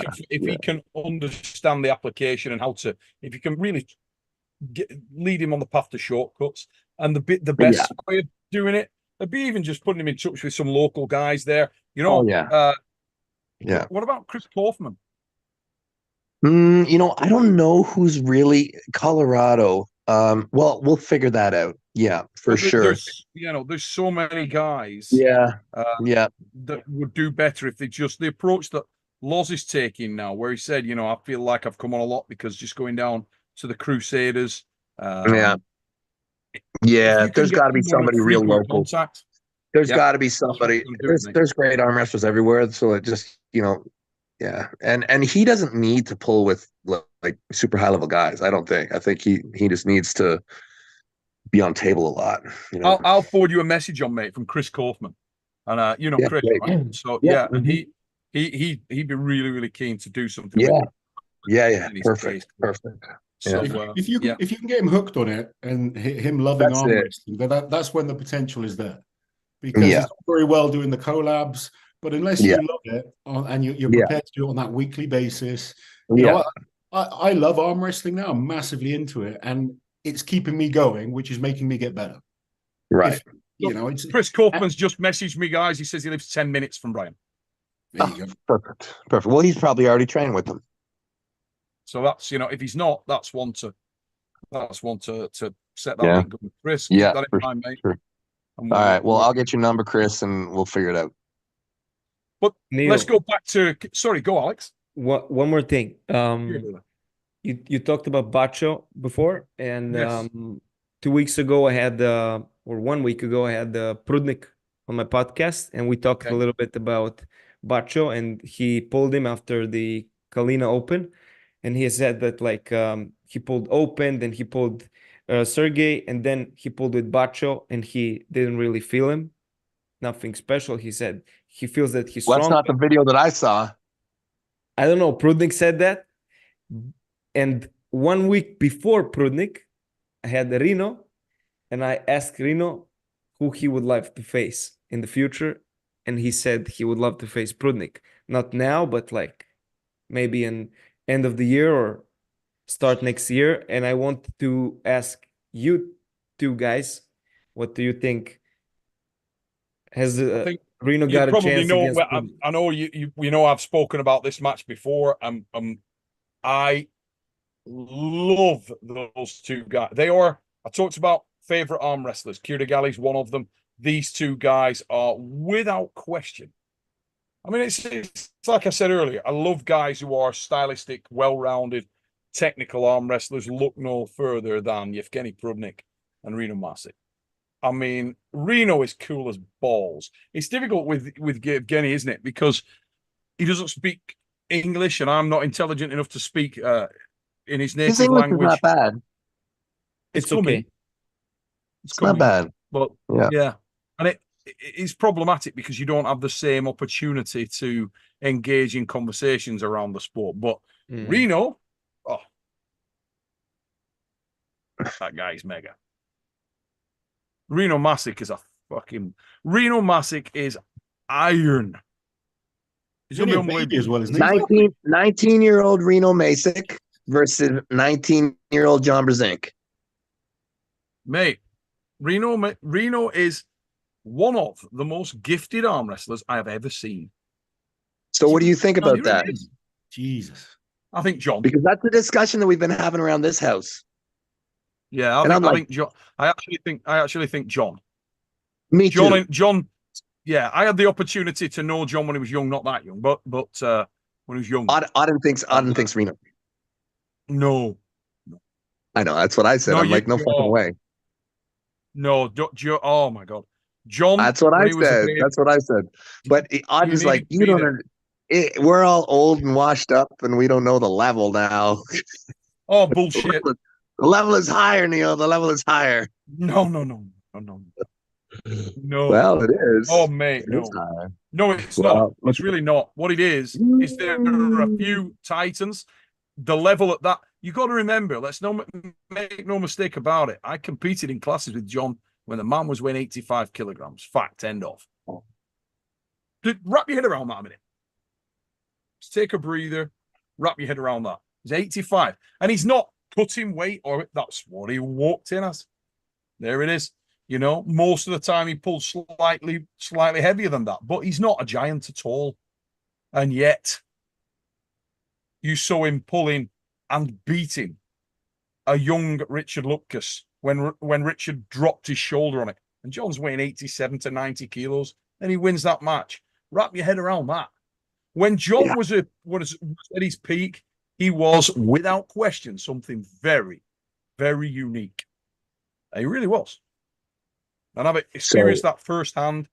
I'm not knocking the guys of today. If you put a prime John Brzenk at 30 in the class now, he will rape the guys in that way. It's not close. Do you guys find it? I think in strongman, we've got like, people say, oh, the standard's better now. I don't think the top end is any better. And it's probably the same in arm wrestling, but we have a lot more like depth. There's a lot more. Correct, Lawrence Charlotte. That is what we're looking at. I know you're a bit weird on the fence with this one, Dev, but I would love to see you beat you when you were that guy that I picked up at the airport in 2008. Yeah, I would love to see you, mate. I would love to see you beat that guy. The guy was bad dude. Bad motherfucker. Bad dude. Like really bad. This spot up top. You had that high hook. Yeah. Bad man. Yeah. Bad. Yeah. And could go forever. Well, forever. I know. Listen, of course he's going to beat me. I've never seen anything like that display in the hotel. I was world champion at that point. When you were wearing this shirt, mate. That's right. That night in the deep. I was 32 or 33. Like that was the fucking original parts, healthy, young, everything's good. Yeah, that's tough to beat. Fast. Yeah. Everything ticked. There wasn't a weakness. Not at that point. But right now, like that's where that guy was. That's that guy. That was the No Limits. That's where it came from. That's that guy. Yeah. Now I'm just trying to stay alive. But interestingly, I know, arm historian, all-time prime stuff that he's doing now, love that kind of thing. But honestly, opinions will always vary. We saw it yesterday with the big fight. You've got, and I love Tyson Fury. Tyson, met him many times, lovely guy. But you can't tell me that he's an all-time great because he's, come on. Mike Tyson, when he's 14, scares me. All I'm saying is, it's not difficult to join it up. If you're prepared to follow the breadcrumbs, it's very easy to follow. And you look at the trajectory of the sport now. I agree with everything Loz said a moment ago, and I think it's the same in all of these things. If you look at the depth now, there is without question incredible depth. But the peak, the top guys, if you interject them into any time frame and say, okay, that guy with that level of ability, that prowess, you inject them any way you want in history, they're still a bad man. I tell you, the super heavyweight division's changed. You can say what you want about the classes, super and I'll agree with you. Yeah. Super heavyweight's different probably now. Has changed because of the depth. Yeah. And with all due respect, a lot of the super heavyweights weren't that level of technique. And a lot of the guys that have really arisen there have actually come from lighter weight classes, and you're one of them. Super heavyweight division is no longer the same, in my opinion. I think the weight classes, I agree with you, but I think you could take the top 10 guys right now in super heavyweight, and you could put them back, and they'd fuck shit up. Like, a lot of them. Maybe where I'd love to test the theory on that, right? Where I can say the exact event. The event where I would love to test the theory on that particular notion would be to take the top 10 guys from now and chuck them straight into the 1995 Yukon Jack. Perfect.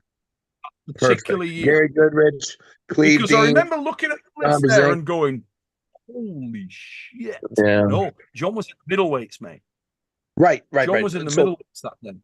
Gary Goodrich, after the event, was playing with John. Yeah, he was stupid strong. Goodrich was at an extreme level that day. You know what they said? You know what they said about Gary Goodrich and his hammer curl? Mm-hmm. He was hammer. Like that preacher cheat curl. Yeah. And you know how you can do it like hook style, you can do it hammer style. Yeah. Right. So I heard he used, and this is guys I know, right? Like, because I'm from Ontario, he's from Ontario. Oh, yeah. I know what's coming, mate. I saw this in London with him. I saw him do it at the Unit 4 in London. Yeah, I know well, what's coming. I know that it was a 225-pound hammer, right? Which nobody's doing right now. He's doing more than everybody is doing. And I heard they used to start and they drop weights on it until he was, I don't know, I heard even higher numbers than that at times. I fucking couldn't. Gary's always like, yeah, I did that. Yeah. His hammer pressure was over 200 pounds for reps. Like, He did. Mate, it's really weird. Gary was criminally powerful at one point. He had a period of 3 or 4 years where he was ridiculous. Gary was, what was most remarkable about Gary, and it always used to make me feel good actually, and actually influenced me a great deal. So he was very good friends with a friend of mine over here, Catherine Monbeil, rest her soul.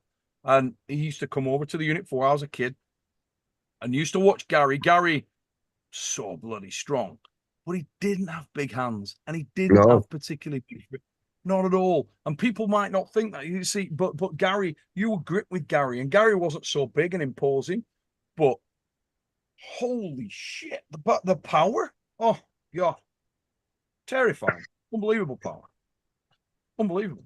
And I would love to see you take those guys, because Gary was rocket fast, super explosive, and go anywhere. So I would love you to get a prime Richard Lupkus when he was breathing fire and put him in against these guys now. Okay, Neil, you win. You've convinced me already.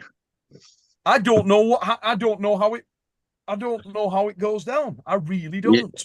You're too powerful with your voice. It's not fair. It's not fair. All us regular speaking people, we don't get to win these conversations against you. Listen, get the arm historian to line it up. Go look at it. Get Eric Roussan to go through and peek it down. I might even get Eric back on here and we'll walk through that stuff. But I can tell you, I'd love to see it. I would love to see how that would go down. I do believe there's a lot more depth now. And I do believe the super heavyweight division is harder to win now than it's ever been. That's my honest opinion. 100%. And I do believe that Levon Sagarashvili is the pinnacle that we've ever seen in arm wrestling, in my opinion. In terms of the top end, I think so. As a one-off. For sure, Gary would still be in there. For sure, Lopke's, when he was maxed out, would also be in there too. Yeah. I think Levon, and I think a lot of the modern arm wrestlers are taking the technical game to the super heavyweight division and a well-rounded technical game, and I think that's the difference. Yeah, I think but I don't believe that's the case in the lower weight classes at all. I think it's actually the other way in the lower weight classes. More people are trying to serve the ace, less arm wrestling, more top end. Everybody's chasing, because you've got handles that allow you to emulate arm wrestling. Back then, you didn't have that. You arm wrestled. And if you want to be a good rally driver, drive a fucking rally car. If you want to be a good tennis player, play tennis. If you want to be a good arm wrestler, but then you see, go to armbet.net and spend a lot of money. That's how we roll. But then you see Reno, who's not doing table time and succeeding in his career. So many guys, mate. There's so many. Listen, there's no hard and fast rule, and there's more than one route to the peak. And it's engaging to see who wins. Do I think that there's one way of winning? Absolutely not. No. You take a puller now in the lower weight classes, like a Mindaugas Terasaitis, who I love, and you take a Alan Zulayev. Very different guys. Both guys are awesome. I appreciate both guys. I'm gonna have to steal him away in just a minute here. No problem. Hey, Jody, I never ever try and upset you. I hear you. Yeah, I don't want nothing to do with Jody when she gets upset. Love you too, Mia. All right, buddy. Jody. I gotta go. I'll talk to you soon. Dev, good to see you, mate. Take it easy. I'll give you a call this week also. I've got some other stuff I want to. All right. Bye-bye. Catch you soon. So, guys, want to just touch on one more match before we jump off here tonight. Morozov, Matyushenko. Say it. Laws, let's start with you, mate. What do you think here? We got the guy who is the recognized #1 in the world on the left arm against an absolute slayer who may be untop rollable. How does this go down, in your opinion? this is an interesting match. I mean, Matyashenko is fairly new to me. Probably the last year, I sort of started watching some old videos of him, and realized what an absolute legend he is in the sport. It's interesting because I got into arm wrestling, I guess, like most of us did in this generation, watching kind of Devon. He's the man that sort of attracts a lot of people to the sport, and then you see the big names. But since then, I've kind of just delved deep into it, and Matyashenko just seems like a crazy genius, and that, like, the hook power that he has and the speed.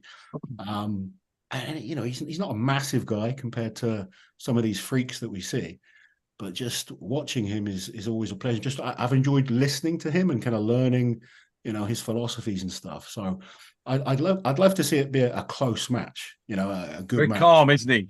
Yeah, just it's really almost like calm. sends you off to sleep, kind of. You're soaking in that knowledge. You're not kind of thinking about it, but it's settling in there, and you sort of wake up the next day and you're ready to go and arm wrestle. But yeah, I think this is going to be a good match. I guess this is left-handed, yeah.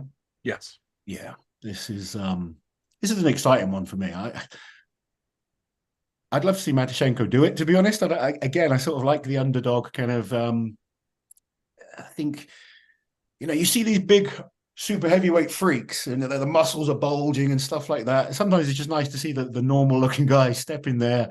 And he really is that, isn't he? Yeah. You look at Ivan Matyashenko, he doesn't look he's a big man, but he's not massive by your standards. The guys that you go to strongman competition and guys are freaks of nature. But when someone comes in and they're like, what's this guy turning up?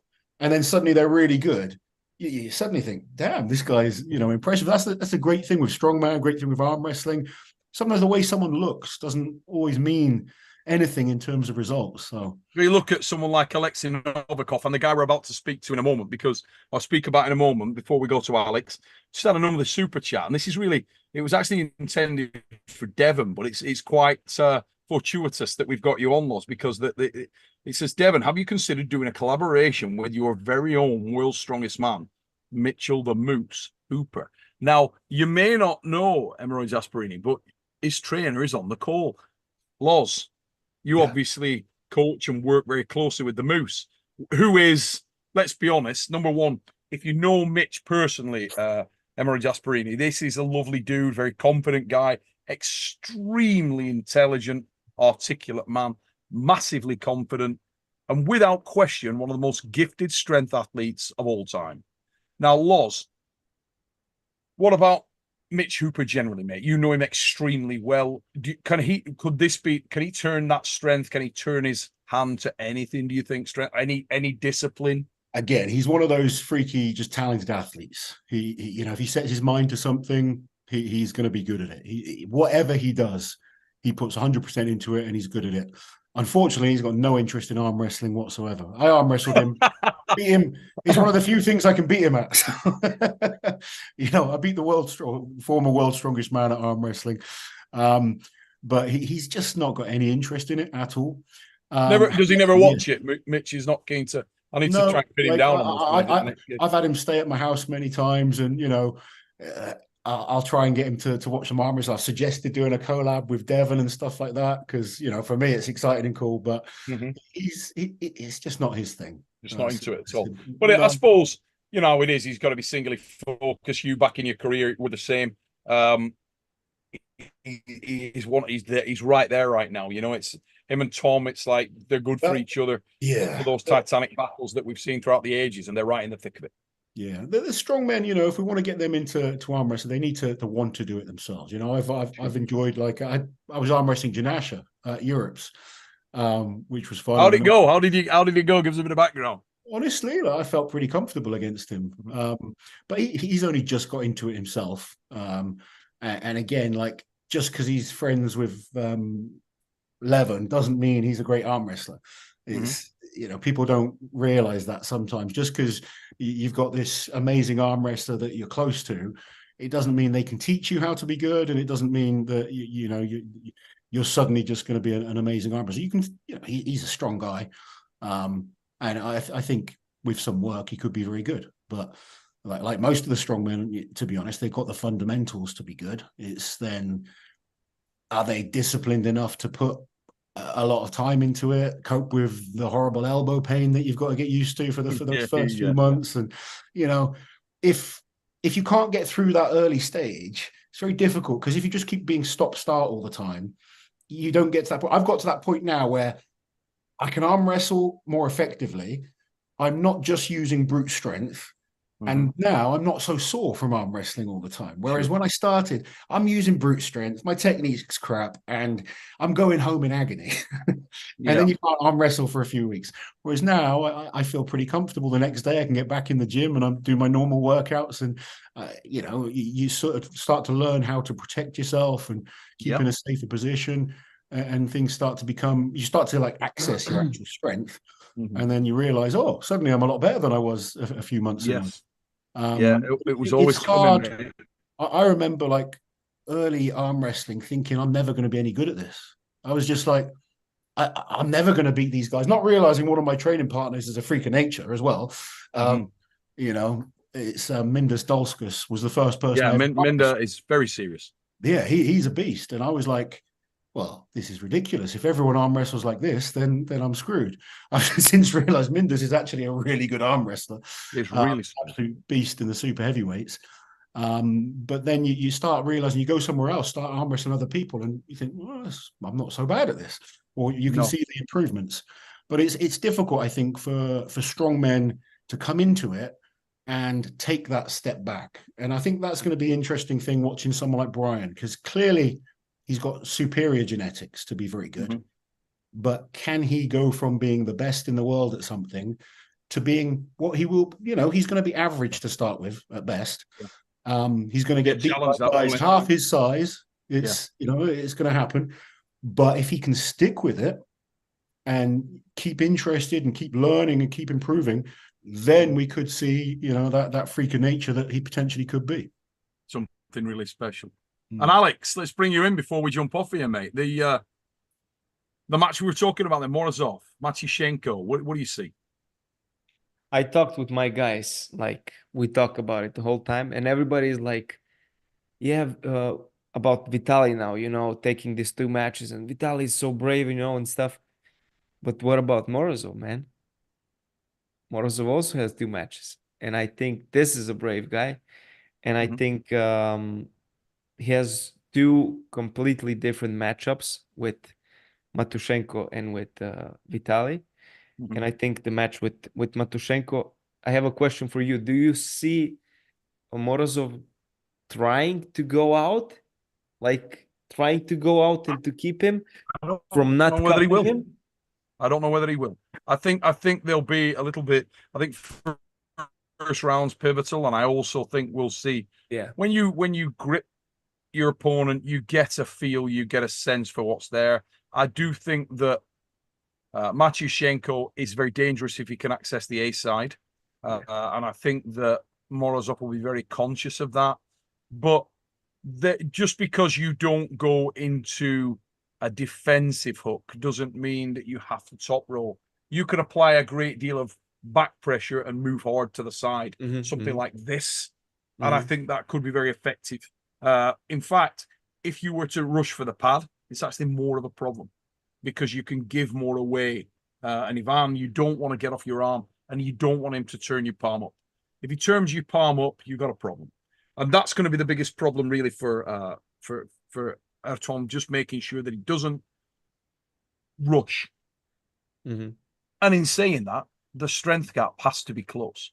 And we know that Artem Morozov statically is extremely strong. We know that he's got really good dynamism for a big man. He's an absolute athlete. There's no doubt about that. He's a very big, powerful lad. He's very confident. You pretty much know, and he knows what he's going to get from Ivan Matyushenko. But in saying that, when you watch Ivan and then you arm wrestle Ivan, they are 2 different things. Very unique experience. Matyushenko has a very unique style, very difficult style to adapt to. And it's kind of charge of the light brigade. You've got to sort of make sure you get him outside that shoulder. And if there is an application of back pressure and the top roll starts to come, I think it needs to start to come in the middle third of the A side. So somewhere like here. If you start to try to just go backwards on him, that is not going to be good. You know, I would use your size, weight, power to move him across. And then when you get to this kind of position, then look to utilize that back pressure a little bit more. We're looking at a smart arm wrestler here. Morozov, it's not his first outing. I'm sure he's trained very diligently. He's got people that'll be talking to him about this kind of thing. Fascinating match, as Lawrence was saying. I agree. I think this is a really interesting match. I think you'd have to go with Morozov as the favorite. But I think that stylistically, this is not a bad matchup for Matyushenko in some ways. And I think that Morozov has got to be careful that he doesn't make mistakes. And don't underestimate the mental side of things here. I think Morozov will feel like he's the favorite, and that can put a weird pressure on you. I don't think. The worst thing you can do is go into a match doubting yourself a little. That would be bad. Yeah. I think So, yeah. Matyushenko wins the hit. I think Matyushenko in the first round, I see Matyushenko winning the first two rounds. And I think Matyushenko wins the hit and gets to the A side, I think, in pretty much first 2 or maybe 3 rounds. I think Matyushenko, I'm 100% sure that Matyushenko will be on the A side first 3 rounds. And I think first and the second round, maybe he can win because, you know, he has no problem with somebody who is maybe stronger than him. And I think Morozov will be a little bit stronger, but Matyushenko fought his whole career guys that are stronger than him and didn't have a problem with it. So I don't know. Very interesting match. I think Morozov is going to win eventually because he also has a great endurance. And but I think Matyushenko wins first round. I'm pretty much sure. Second maybe, and then the match turns around a little bit. That's very interesting. So remember, guys, if you're in the chat and you don't know what we're referring to, it is the King of the Table 11 event. Comes up on Saturday, 1st of June. So we're only about a week away now. We just had a couple of super chats. So I was just going to jump off and we got a couple of super chats. Emery Zasparini, how about Eddie Hall? He seems interesting. I'll be speaking to Eddie next week so I can have another chat with Eddie. At the moment, the biggest thing with Ed, he's got so many projects on at the moment. He's just signed to fight 2 guys in my hometown, actually. He's fighting 2 guys at the same time, isn't he? Yes, yeah. He's What's this all about? He's going to be... Yeah. Eddie is going to fight 2 guys in an MMA match in Blackburn at King George's Hall. He will be fighting them. I think it's the 7th or 8th of June. He fights. Yeah, as you do. Yeah. It's crazy, man. As you do. I'll fight these 2 guys. But yeah, that's Eddie's next endeavor. So, but Eddie's another guy. He'll try anything. He's a gamer. He'll have a go at stuff, and obviously extremely strong lad. If Eddie committed, then he could be fantastic as well. Yeah, he was the first time I saw Eddie arm wrestle was over in Ireland in one of Glenn's shows, and he did very well there naturally. And that's always a good indicator. If you do well naturally at something, you've probably got a lot of potential, and he did well there. He was second place that day. So yeah, he's got something. Now this is an interesting super chat. Sexy Machine. Yes, that's right, ladies and gentlemen. Yo, Neil, and you sexy guys. That must mean you two, because it can't be me.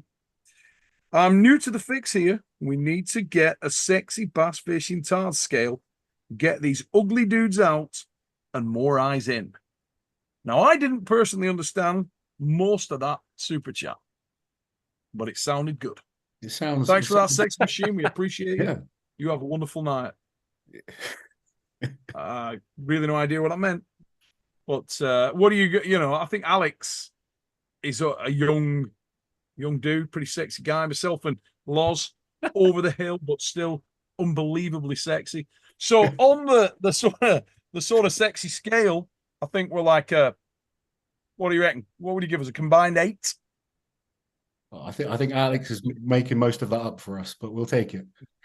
propping that up, and we can see where we get to. Listen, guys, it's been an absolute honor and a pleasure having you both join us.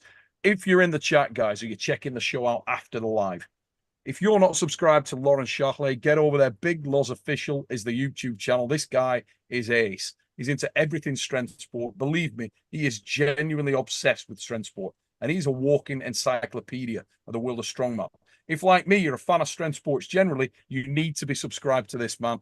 Covers everything strongman. You'll get in-depth knowledge about strength sport.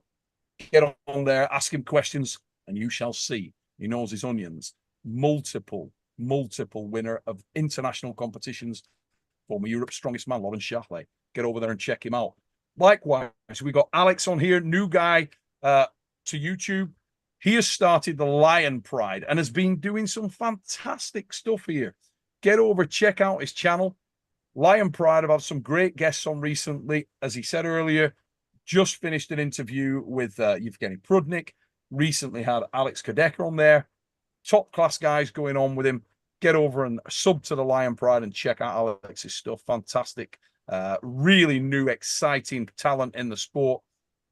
Austria, Vienna, lads are obsessed over there. Met a lot of them over East versus West. And I'm going to be going over to see these guys. We've got a few things in the works, which we'll tell you about when it comes to fruition. But guys, thank you very much for coming on the show tonight. Really appreciate you giving up your time.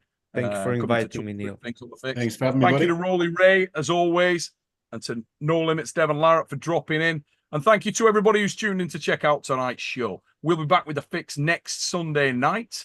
And until we see you next time, biggity bong, mother fluffers. Good night, guys. Cheers, guys.